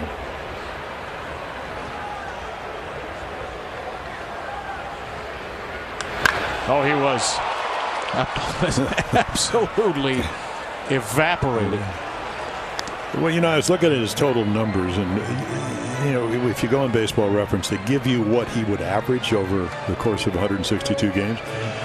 So he's a .279 hitter with 28 home runs, 95 RBIs, and then good defender, runners in scoring position, 300 career, and he steals 25 bases a year and gets caught 6 times. So that's it, huh? That's it. That's his resume. Oh, there it is, late. He knew it was a strike. Took Jerry Lane a little while, but also, by the way, he is in the top 1% of the league in strikeout rate. He strikes out less than half the average big league hitter. See if Lyles can up that number here on 3-2. I'm wondering if he's sitting on a curveball.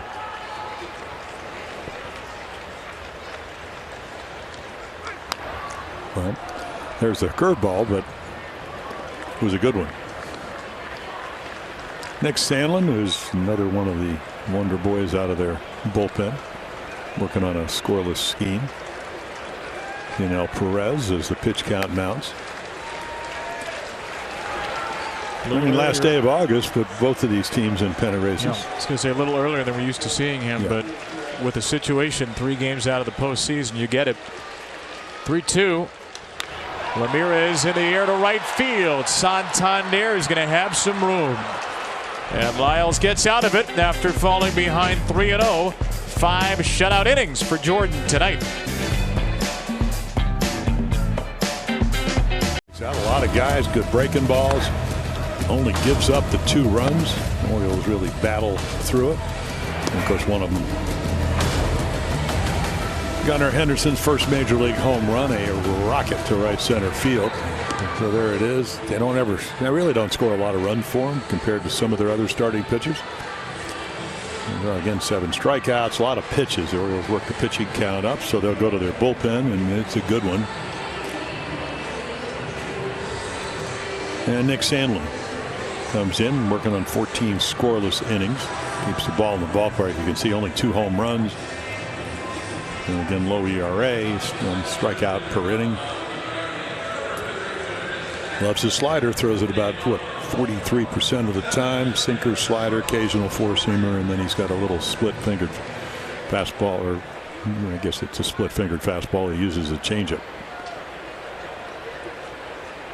Cleveland bullpen has not allowed an earned run in 30 1/3 innings, which is outrageous. And last night the Guardians went Stefan Karinchak Clase with the lead, 7-8-9. There's the streak. If you didn't believe me, there it is in writing. 1-2 for Ramon Urias. Well, at least if you talk about what you want to do, you want to have the lead when you go to the bullpen, and they do. Now, whether it holds up, battle of the bullpens. Orioles bullpen is what, the 4th best in baseball. Orioles and Guardians 4-5, 2 of the best in the game. Sandlin had a Southern Miss, 2nd round pick back in 2018. 69 big league games, 2.54 ERA. He was actually sent to the minor leagues this year. I mean, he was not pitching horribly, but again, his slider was breaking so much he couldn't command it, so they sent him down, and he kind of retooled it.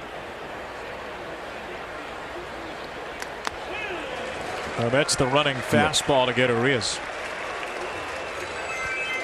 Yeah, a little more velocity, maybe because he's well rested. Average fastball is usually about 92. This one's 93, and it just rides it up in the zone firmly.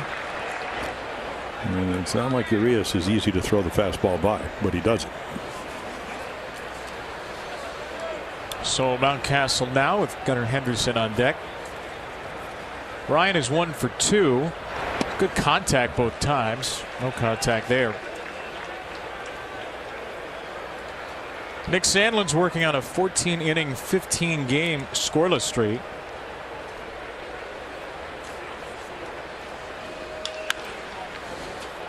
And a ground ball to short here. I'll extend that at the moment.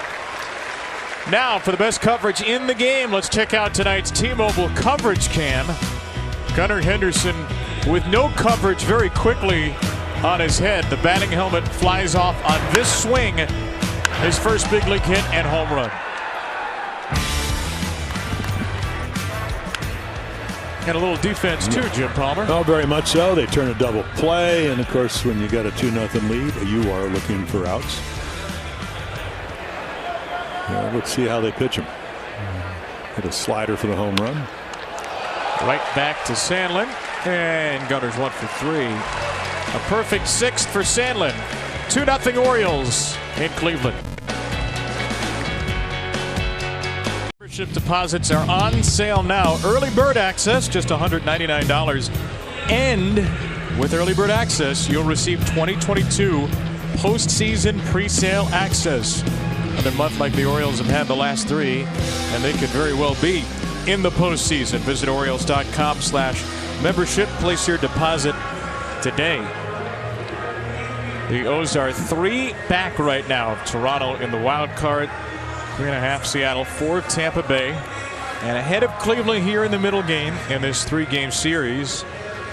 Thanks in large part to Jordan Lyles. 5 more shutout innings for him. Only the 1 strikeout against the best contact hitting team in the big leagues. And a high pop-up from Naylor. That strikeout number is going to stay at 1 on a third pop-out to Gunnar Henderson. Got to hold my breath because I haven't seen him play a whole lot. You know, big leagues is different. Again, lights and environment. And Gunnar just snatching the ball away from the starting pitcher. Well, Jordan Lyles can use an easy inning, maybe even get 7 innings if he's able to do that. So 1 pitch, high fastball, Naylor pops it up.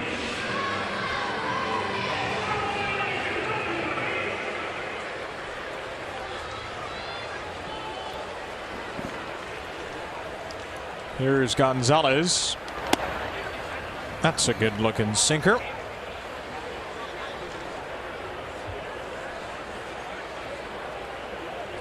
Third time through the order. First pitch strikes to 4 of the 5 hitters, and there is another curveball. Oh, he's got a good one. Well, you know, you made an interesting point. Normally when he faces righty, sliders is his best pitch. I never had, maybe my high strikeout games where you had both of them working. You know, curveballs working, maybe more to lefties than righties. But slider was a little bit easier to throw. You know, that might have been one right there.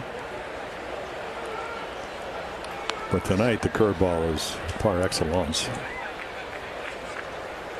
Can you translate that for the folks that really good? Oh, there you go. Thank you. Muy bueno. He struck him out looking with his sinker. Got a little extra there, Jordan Lyles, and he picks up strikeout number 2. Yeah, he's obviously, Oscar Gonzalez thinks it's inside. Maybe he thought it was low. Never Rutschman bringing it. See how big a kid he is. Bringing it up into the strike zone, so he's got high knees.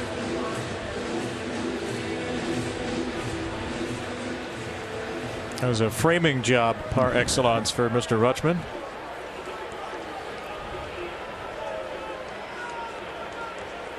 Two down for Jimenez.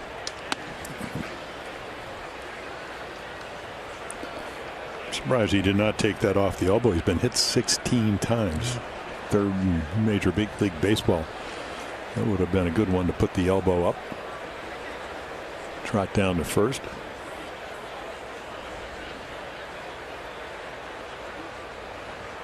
Boy, there are a lot of different signals, a lot of different finger combinations for Rutschman with Lyles on the mound. Made the pitch comp selection here, and ball 2 to Jimenez. It's interesting, he's at 304, Jimenez, with 23 walks, so you'd figure, well, his on-base percentage must be relatively low compared to his average. It's actually 367 because of all of the hit by pitches. Right up there with Anthony Rizzo and Ty France, American League leaders. Lynch is back up again a couple innings ago. To third, Henderson off his glove, bobbled it, picked it up, and then fired an absolute cannon. Wow, what a howitzer that was. Oh, Aurelio Rodriguez right here, baby Sal Bando, my day. Bobble, bobble, bobble. Marlins, nothing but zeros there in the 6th. Cubs helping out the Orioles. They're on top of the Blue Jays 5-0 in the 3rd. No score. Red Sox and Twins. A's up early on the Nationals.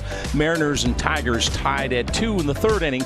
And the Yankees and Angels, that one coming up a little bit later. Stay with us. Coming up on the O's Extra post-game update brought to you by PNC. We'll hear from Gunnar Henderson on his historic night. We'll also hear from manager Brandon Hyde and Jordan Lyles, who's having a pretty good start for the Birds. Let's go back to Kevin and Jim. All right, thank you, Scott. Yeah, is his bird bigger than ours? His bird logo? Yeah, maybe the bird was lonely. You think his bird was think bigger than I ours? think They're all the same polos, though. I don't know. It just appeared to loom larger. We're going to have to test that out when we get home. See how forward-facing Scott's bird is. Ours is about the same, I think. Yeah, but ours is it's like a miniature bird. Yeah. Hayes to shortstop. Well hit right at Rosario. And out number one. Birdland, the O's Unlimited Ballpark Pass is back and on sale now. Get unlimited access to the Orioles' remaining 20 home games in September and then the last couple in October for just $40 per month for the whole month. The O's Unlimited Pass will give you general admission, standing room only access throughout the park, including the flag court and roof deck. A limited number of passes are available, though, so buy yours today at Orioles.com/unlimited. Terry Francona will go to his lone lefty. Sam Hinch is coming in to face Rougned Odor when we return to Cleveland.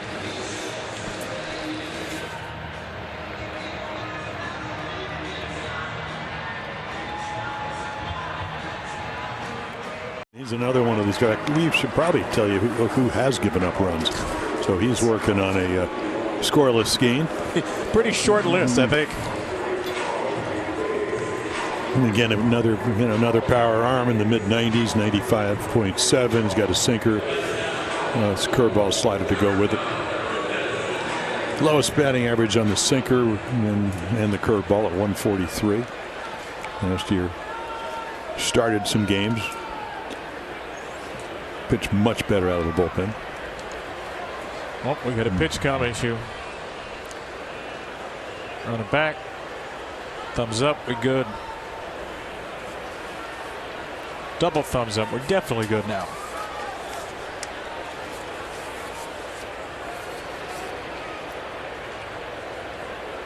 Now Rougned Odor's chatting to Jerry Lane. Just a little small talk. A little seventh inning small talk. Anything else you'd like to talk about while this is going on? No? Nothing's on your mind? Odor trying to bunt his way on. That's a strike. Well, we've seen that do that on occasion. Already with a base hit into left field tonight. Orioles with 5 hits against Tristan McKenzie. Not much, but it's 4 more than they had the whole game last night. Well, not tons of offense. That worked down in Houston. 2-0 on Friday, 3-1 on Saturday. And then only one run on as last night on Sunday. That'll work. 96 low and away. Strikeout number 9 for Cleveland. Well, he's a big guy. I mean, he's 6'8", so great, and long arms, and he's left-handed, and he kind of steps at you and then throws it 96 on the corner.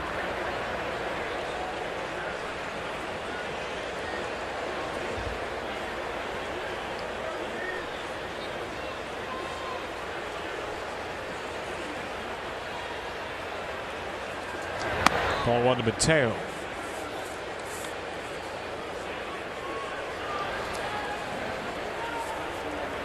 Here's another Cleveland reliever having a good year, Eli Morgan.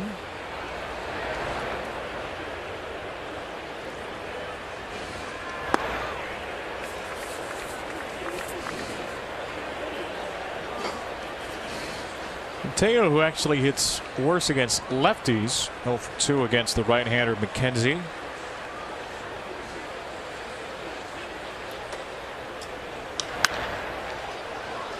Scoreless inning in the third, 11 pitches for Nick Sandlin. Cleveland's bullpen's in good shape right now. Their starters have had some deep outings of late. Sandlin was on 4 days rest. Henches was on 5. This guy is on 0 days rest of crushing ice cream. The spoon in the cone tactic, though. Don't you get the cone so you don't have to use the spoon? Well, that's later. I guess when you got to eat it before it melts, dip, and then you go. it. Yeah, then you go for the cone, the crunchy. Might be tough to share it without the spoon.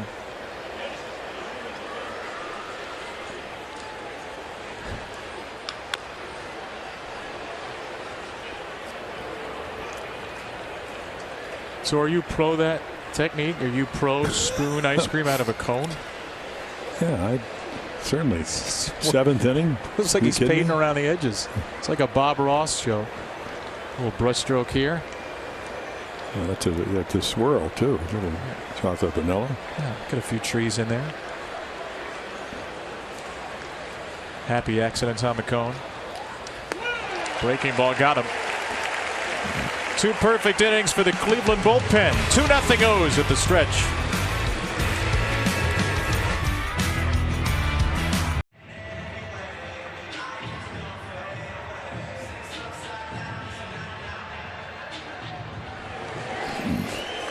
Orioles and Guardians dancing and pitching and fielding in the moonlight on this Wednesday, the last day of August. The end of the dog days. Jordan Lyles back out there and doing what he's done all night, throwing his curveball effectively. It has been by far his most used pitch, and he has shut out the Guardians through it with 6 innings of 3-hit ball. Make it 4. Richie Palacios goes to the corner and left, and Hayes will fire a dart to second. Good decision by Richie to hold at 1. Well, that's part of the your better pitching is because normally that's a double. But he scurries after it, and then you don't run on his arm. 2 runs down. Throws entirely too well. Well, that will get the bullpen up, no doubt. A little high breaking ball. Might have been, I don't know, maybe a slider. But Austin runs it down before it gets into double territory.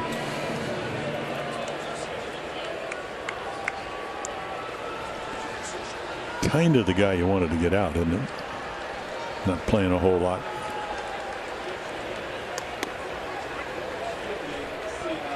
Well, the 7, 8, 9 hitters for Cleveland have been struggling mightily of late. They all had hits and runs yesterday. Palacios a hit and a walk today, and for the second time, Cieno Perez starts to get loose.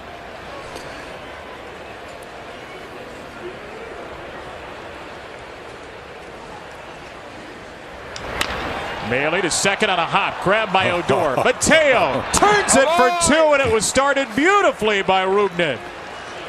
Worth the price of admission right there. I mean, torched, short hop. Certainly hope you have the protective cup on if you're going to get in front of this one. But he does. I mean, it's a nice at bat. I mean, Bailey, Hedges did a single to right last night, so he stays on it. But again, I mean, that is a difficult play. It makes it look easy. And that's going to be it for Jordan Lyles. Couple of balls hit hard here in the 7th. Pitches really well. Orioles have a chance to win, up by 2.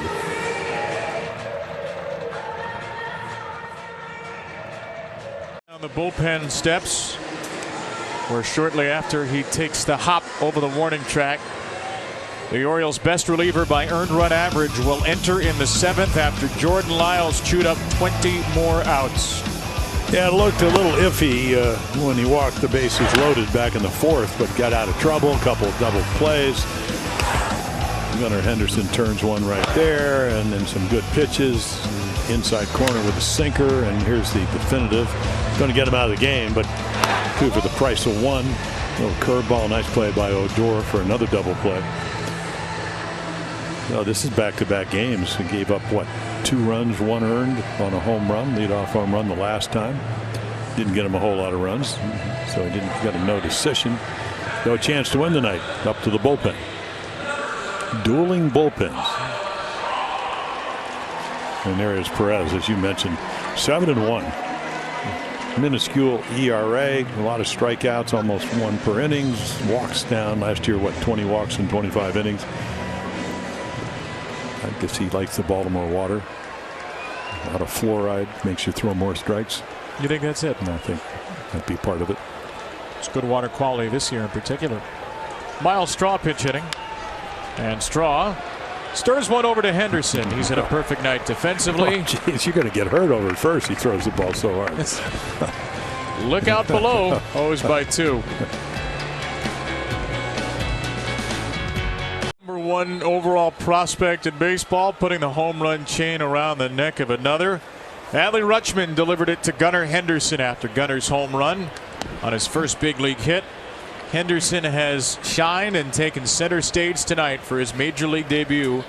1 day earlier than many expected, a day before the rosters expand. The Orioles just couldn't wait any longer, and they're happy they didn't. A 2-0 lead over Cleveland as we start the top of the 8th with Cedric Mullins.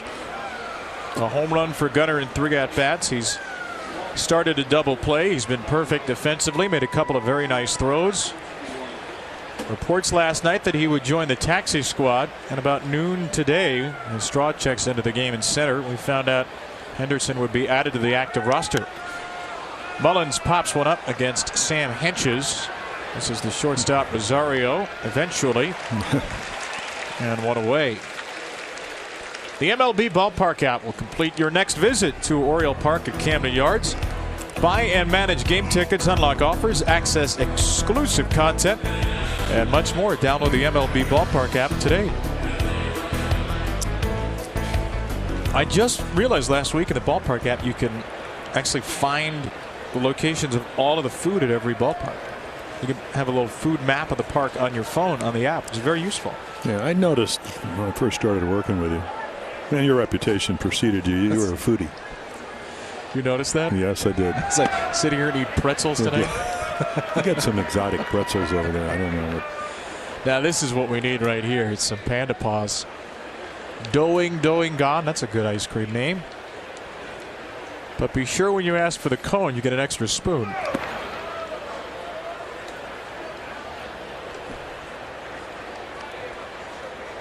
Nope, they've completed the ice cream now. Yeah. They have mowed. I wonder what they did with the cone. I hope they ate it. 2-1 to Rutschman. Did you like to eat the cone? Yes. Are you Not sure? All of it. Not all. None of it.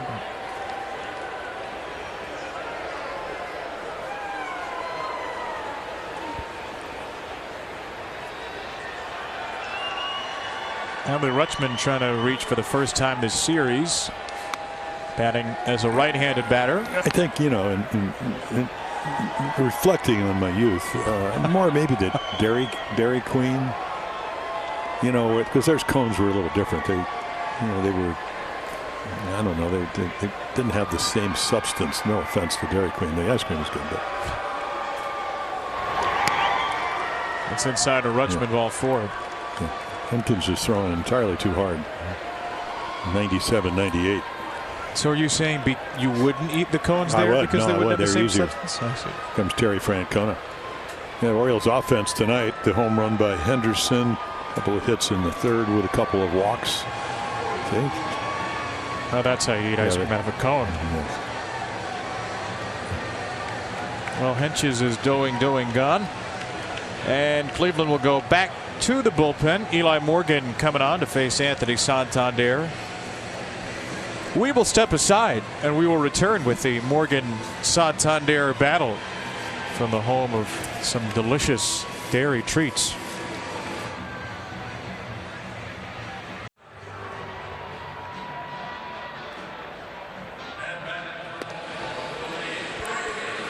Well, Eli Morgan, we saw him as a starter last year, started 18 games for him this year out of the bullpen. So he must have given up some runs in August because he only has 2 innings scoreless game. 6 earned runs in the last 6 games. Yeah. He's the one. So he's the one that gave up all the runs. You know, not a hard thrower, great changeup. Low batting averages. I mean, 220 on the 4-seamer, 176 on the changeup. Throws that about 30% of the time, and then not a lot of sliders, but you know the average on that is 150.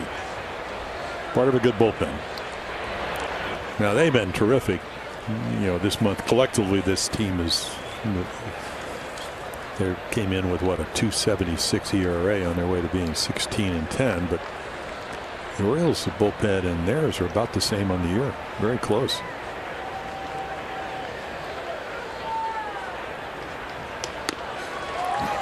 Strike one to Santander.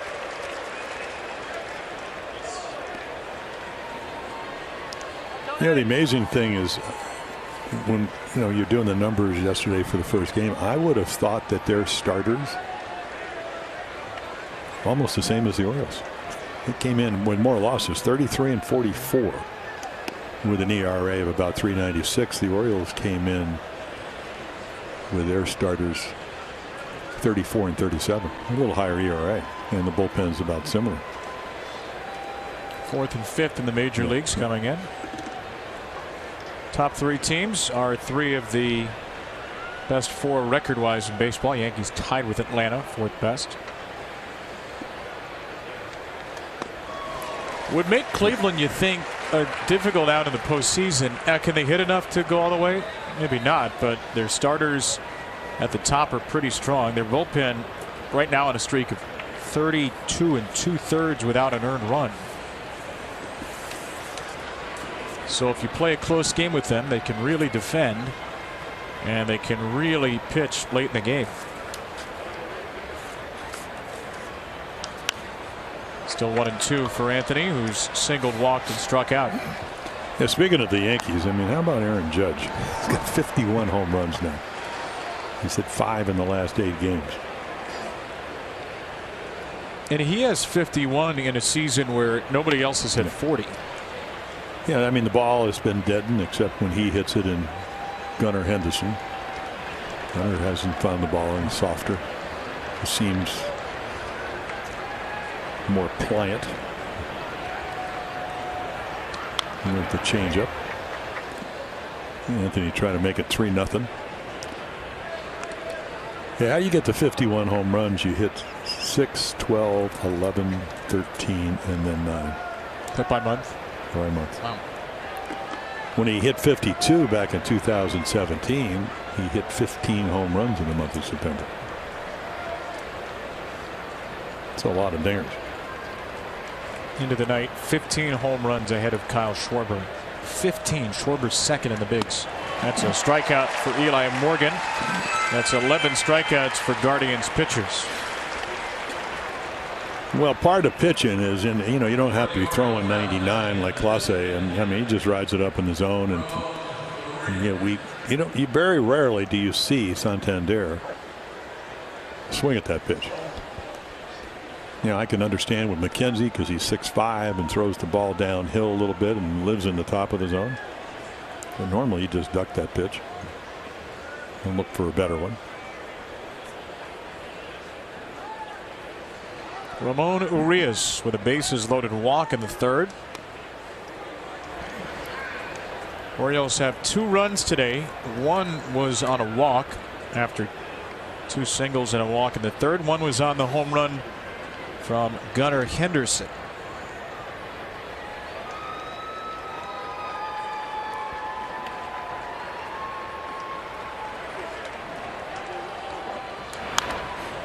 One and one. Oh, went soaring into the booth. A couple down to our right. Shook up our friends in the Orioles PR department right over there. You mean they scattered? They scattered like the wind.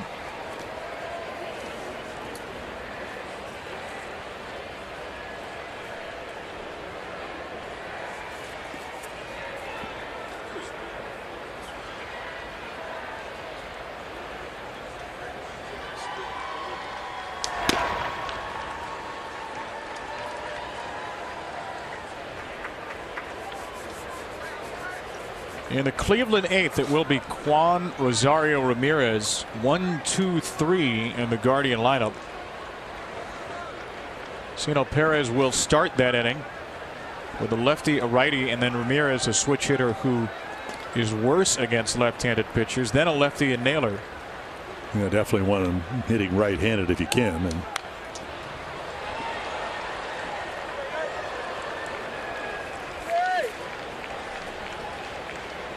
So Cleveland's top of the lineup will get at least one more chance. Gunnar Henderson will get at least one more at bat in this game. He's in the hole. Orioles would love it if that at bat was here in the 8th.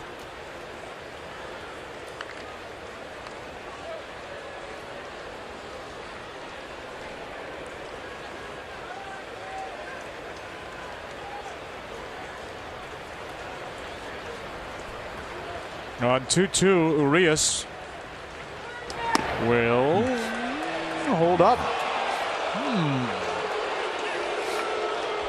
Well, for a guy that doesn't have a plus fastball, there must be something in his delivery that almost gets him to swing, which he did. Santander, I don't know if you want to point, Ramon, but it worked. Maybe he was pointing and saying, "Don't look over there." Yeah, that's it. Exactly. Orioles may have caught a break there. Could very well have been a third strike. Brennan Miller said no swing. And now the at-bat stays alive with Rutschman lobbed back to first. And then when you go to 3-2, to be an analyst, to tell everybody he's going to be running with 2 outs. Any ball up the gap. Rutschman, Natalie runs pretty well anyway. Mountcastle waiting on deck. He's throwing mainly changeups on 3-2 this year, Morgan. I'll go back to first. Yeah, I remember a game I guess he started against us last year. He did not have a good year starting. All 18 appearances last year were as a starter, and the changeup was a major part of his repertoire. Gave up a lot of home runs this season to go much better in the bullpen. Went to the fastball, 3-2, driven the other way by Urias toward the wall and off the top and over. A 2-run home run to the opposite field for Ramon Urias. And the Orioles, on one loud swing the other way, have doubled their lead in the 8th. Well, it's amazing. Hit the 2-run home run on Friday night. The Orioles win that game 2-0. Home run number 15. He is now even with Austin Hayes and the chain.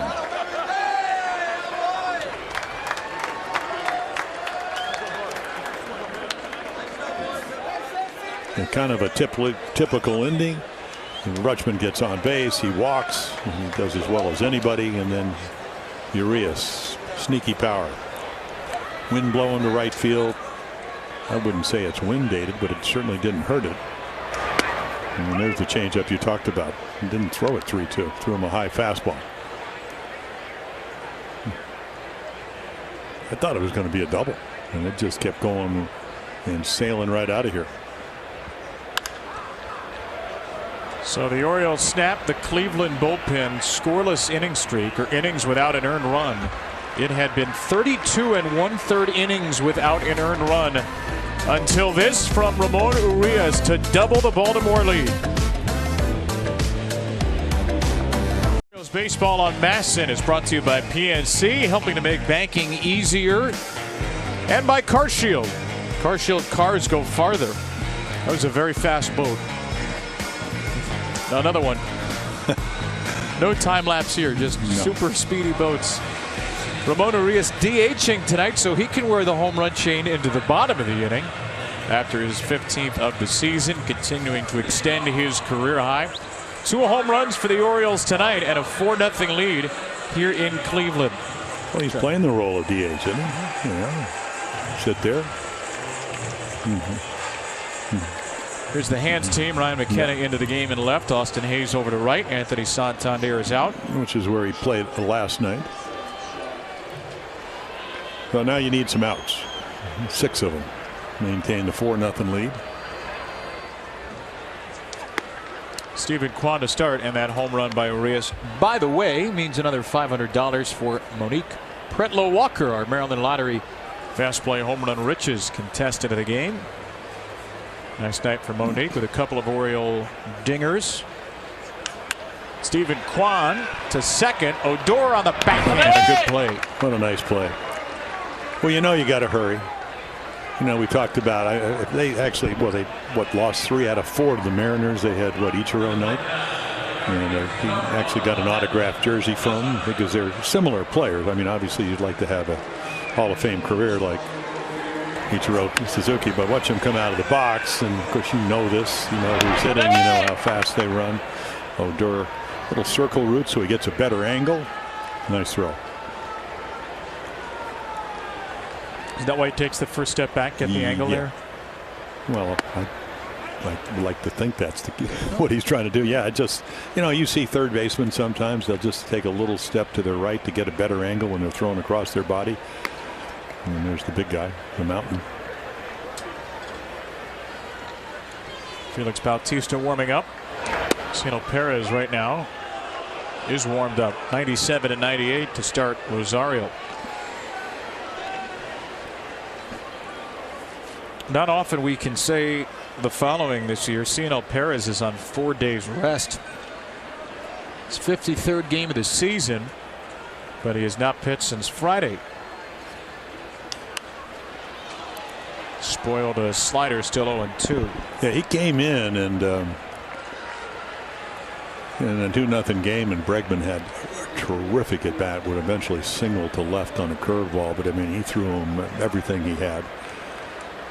He was one of their hottest hitters, but the Orioles end up winning that game. A dribbler. Perez off the mound. No play. Yeah. Rosario runs entirely too fast. Henderson's not going to make the play. It's just one of those pretty good breaking ball infield rollers, which is exactly what the Indians are looking for.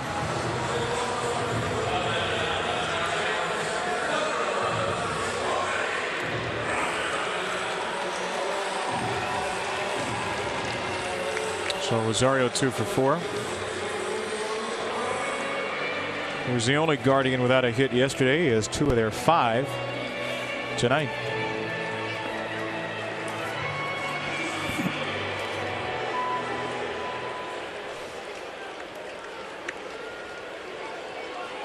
Perez is going to face Ramirez now. No, he hits about, what, 51 points lower of his 26 home runs. Hitting left-handed are 20 of them.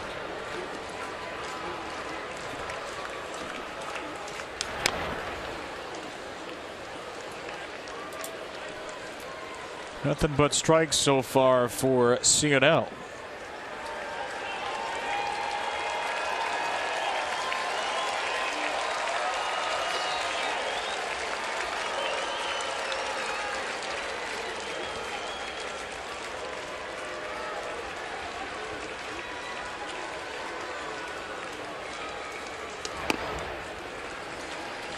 Until there. Yeah, as the season has progressed, it seems at least the way he pitches, much more comfortable throwing the breaking balls, and still throws in the upper 90s.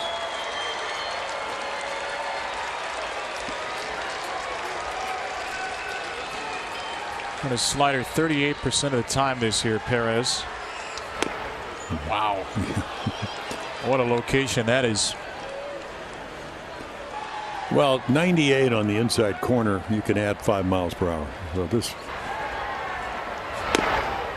you got to hit the ball so far out in front, you can add 5 the ball away. The ball, like the ball of Urias, at 92, it slows down the home run he hit because you get the ball to travel a little bit more.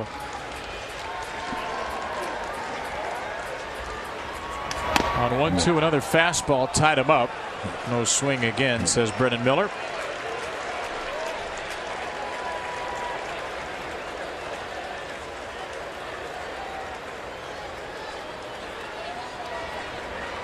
Perez has thrown the slider 10% more this season than he did last year. It's the highest rate he's ever thrown it in 5 years in the big leagues. Will he go back to it here on 2-2? He'll go to the fastball and strike out Ramirez. It's almost like he threw him a sinker. I mean, that ball dove. So a little 2-seam fastball. He throws the 4-seam. It's usually up in the zone, and that ball goes down. Bottom drops out.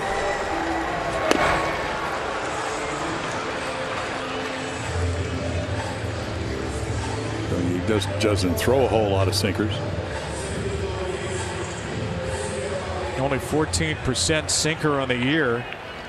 But the movement, I don't know if it gets any better than that.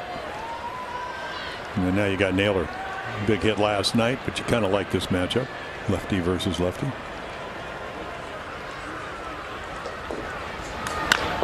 To first, and Mountcastle smothers it. Well, that's why you like it. Former shortstop. I'll tell you what.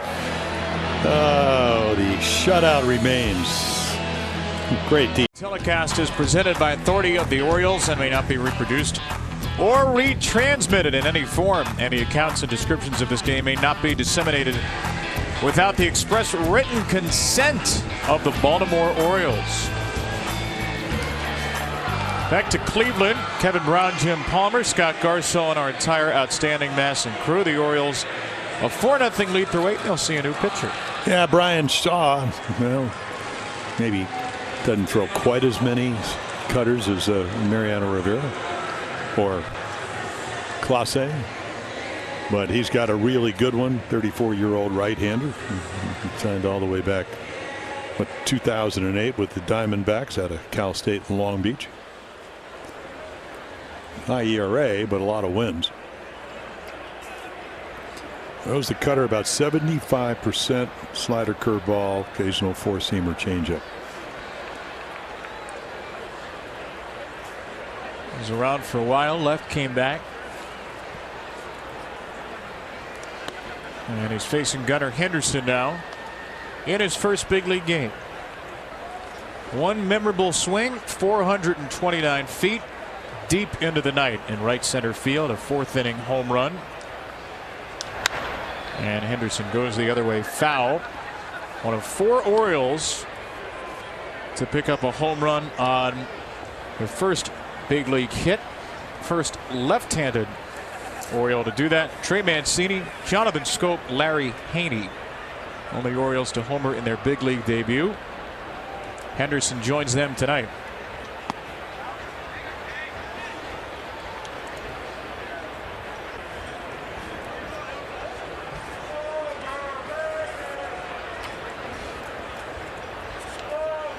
Two and one for Brian Shaw to the rookie. There's that cutter. And it's a hard one. And the Orioles have certainly thrust Henderson, whose family is here.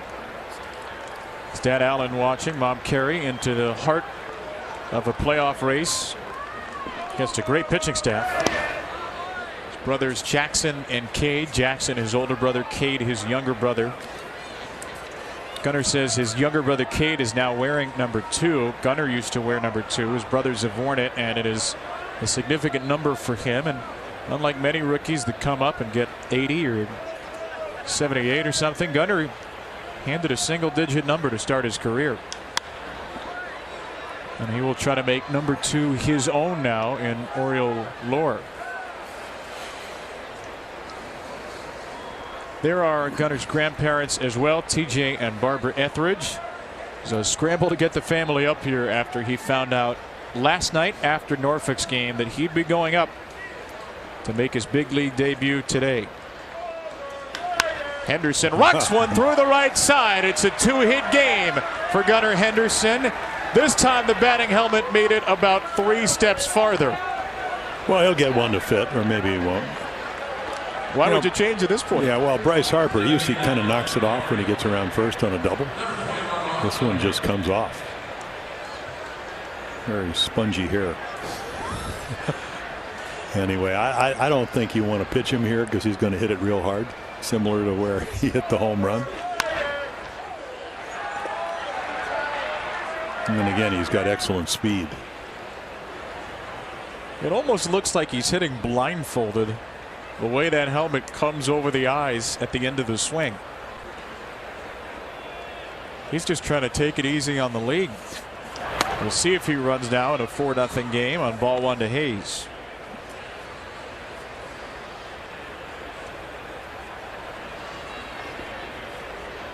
Austin with an 0 for 3 night. Orioles have struck out 11 times, but 4 runs on 7 hits. Hayes with a pop-up for Josh Naylor. Yeah, frustrating night. That pitch to the first 2 times, a little bit out of order where he's lunging a little bit. Easy to do when you don't see the ball well. Don't trust your hands. And Shaw having a typical year. I mean, last year he's what, 81 games. Usually pitches somewhere between 70, 80 games. Amazing he can still throw that hard after throwing cutters all these years, but he's able to. We'll get Odor. It's the rear curveball.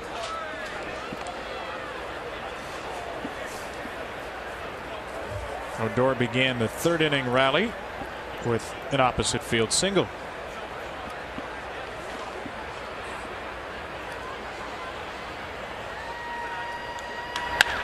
And that one is ripped off the glove of Naylor. Henderson had to hold up. He will get to second.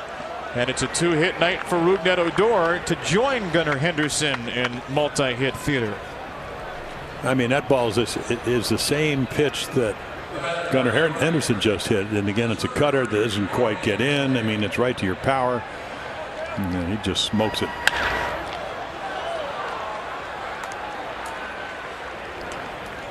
Yeah, I don't know if Gunnar actually knew. I mean, because the ball's hit so hard and you got shifts on, I'm not sure he knew where the second baseman was. Of course, it would have been too late if he had flagged it down.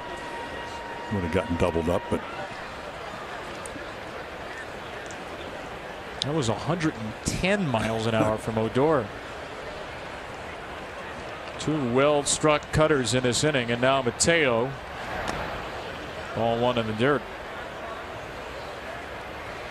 That is 0.2 miles an hour away from Odor's hardest hit ball of the year. Right in line with his maximum exit velocity.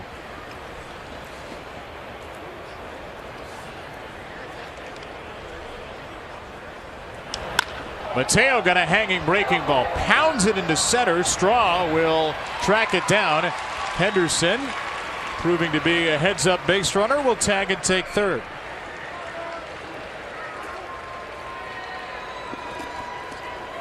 yeah, Straw about as good a center fielder, which is why they traded him from the Astros. And he runs it down easily.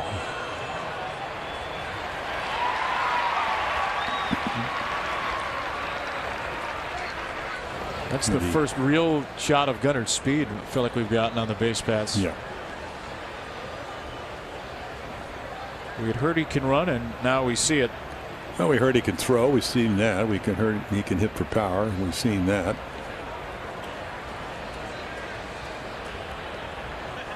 It's kind of nice when the scouting reports match reality. Well, that's what I told Adley Rutschman. I said it's great when you come to the big leagues as advertised, and then you do it at this level because there is no higher level.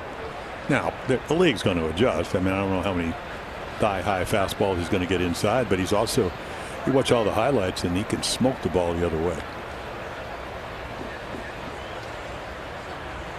It's a 2-on. Mullins will try to give the Orioles a little breathing room. Run or 2 here. Maybe Felix Bautista would get to sit down. Right now it'll be Bautista if the lead stays at 4.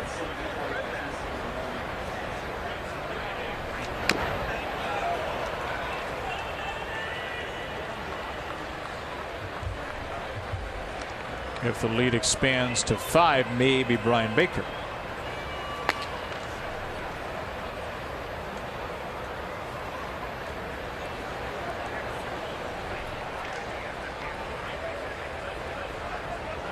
Mullins 1 for 4 with a 3rd inning single. Take a curveball strike. Brian Shaw, one of 2 remaining players on the roster from Cleveland's 2016 World Series team, and he has not stayed on the roster the whole way. He left and came back. Jose Ramirez, the other one. Cleveland had a 3-1 lead on the Cubs, lost in 7 to Brandon Hyde's bunch. Brandon Hyde's bunch is beating him tonight. 3 outs to get with a 4-0 lead. Our Kyle Bradish coming off 8 shutout innings in Houston, and Shane Bieber, the 2020 Cy Young Award winner. It will be a rubber match if the Orioles can get 3 outs without allowing 4 runs. And to do that, they'll turn to their closer, even in a non-save situation. There is Shane Bieber, who will pitch for Cleveland tomorrow. So Bradish versus Bieber. And here in the 9th, it is Bautista. Yeah, so 13 holes, I think 10 out of 11 saves. And again, really having a good year. 57 innings pitched, 76 strikeouts. And you can see the 1.58 ERA.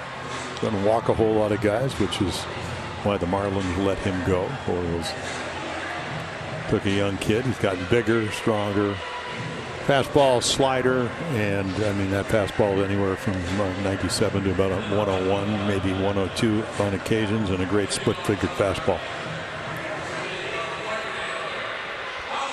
Oscar Gonzalez will face him to start. Cianel Perez an inning and a third, 1 hit, 1 strikeout.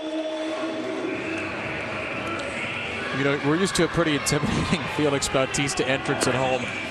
Hearing the SpongeBob theme over the mountain is a little bit uncomfortable. There's the pitch arsenal, that devastating splitter you mentioned right in there. Well, they just don't hit it. You know, I mean, he has thrown, I think he gave up 1 home run to Drury in Cincinnati. You know, and again, you know, occasional home run on a slider. Semien hit a fastball when he had a lead down in Texas.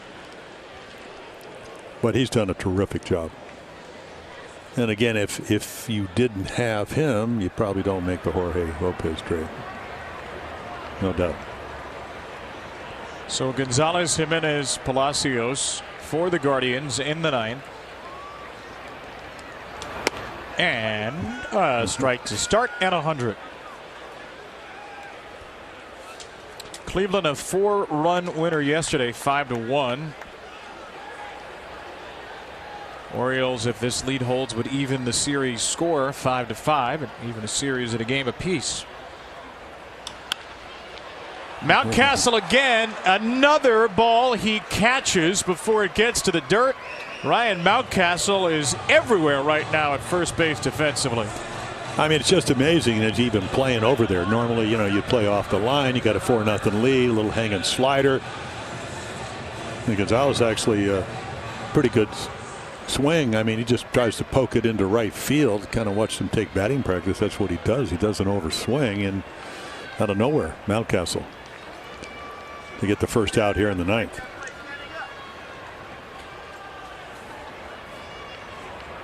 Sting in the hand, maybe? I don't know. Didn't use it on that play. Bare hand.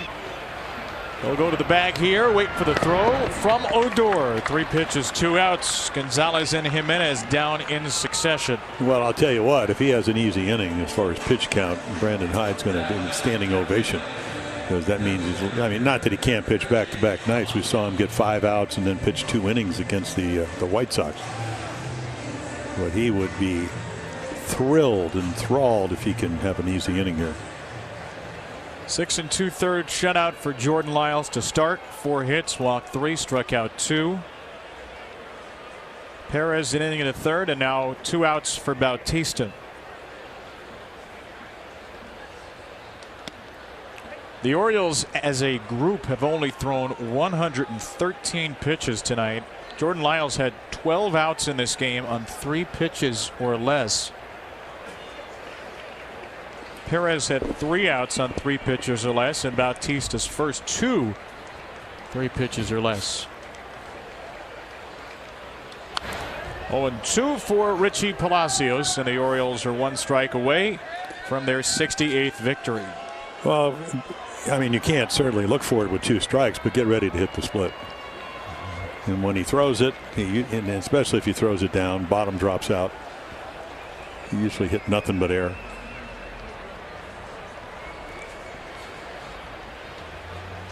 Oh-2. And Palacios lofts one into right. A late break for Hayes. He is there, and the Orioles are winners by a 4-0 count. The 12th shutout of the season for the Birds. Felix Bautista closes it out.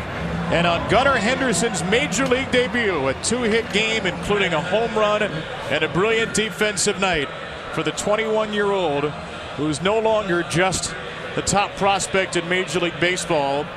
He's now a big leaguer with a 1-0 record. A home run for Ramon Urias gave the Orioles some breathing room in the 8th inning. One night after they were 1 hit, the O's pick up 8 hits. And Gunnar Henderson is in a very happy receiving line. A big leaguer wearing that orange number 2 on his back to match the number of hits he picks up in his first major league appearance. A lot of special nights this season, Jim Palmer, for the Orioles, their present and future meeting. And this one ranks right at the top. Well, you bring him up. You hope that, he's comfortable. It certainly looked like that was the case. The Orioles did a great job. I mean, number one, they drafted him 2nd round. That maybe, not a college guy, not a Rutschman, not a Kerstad, not a Cowser out of college. So it's a high school kid out of Alabama. And then you coach him up. You give him a chance to play. And like I told him when I met him down in the dugout, I said, you earned your way here. And you got to feel pretty comfortable that after they kind of tutored him around the infield, he can play all different positions. Came up as a shortstop, can play 3rd. Can play 2nd, can play 1st if needed. So this is exactly what you kind of envision, whether it's Rutschman coming up as a number 1 guy. You want your number 1 players, number 2, 3 draft choices, round draft choices, be able to be good athletes, and it looks like that's what he is. There's the family of Gunnar Henderson. 2 hits and a home run in his major league debut. He joins us right now after the win. Gunnar, first of all, congratulations. What a welcome to the show for you that was. Let's start with the important stuff. Do you need a new batting helmet? They're all too small. I guess I got too much hair on my head right now. So. Well, you lost it immediately on the home run. We got to see your majestic mane of hair. It was a majestic swing, too. Can you take us through that pitch and what was going through your head as you rounded the bases? Yeah, not too much. It kind of went blank. It was a pretty surreal moment, just being able to do that, especially with my family here and especially in the first game. So it was an awesome moment and one that I won't forget.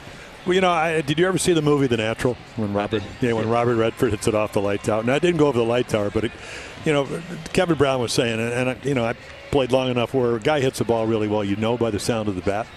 We could hear from the sound of the bat that you really hit that ball well. Well, what was it like to play your first big league game tonight? I mean, it's been a dream come true. This is what I've wanted to do since I very first started playing baseball, and just being able to come out here and do it, and especially in front of my family and this crowd, is really awesome. Gunnar, you're the youngest player in the big leagues this year. Where did your calmness and your poise come from tonight?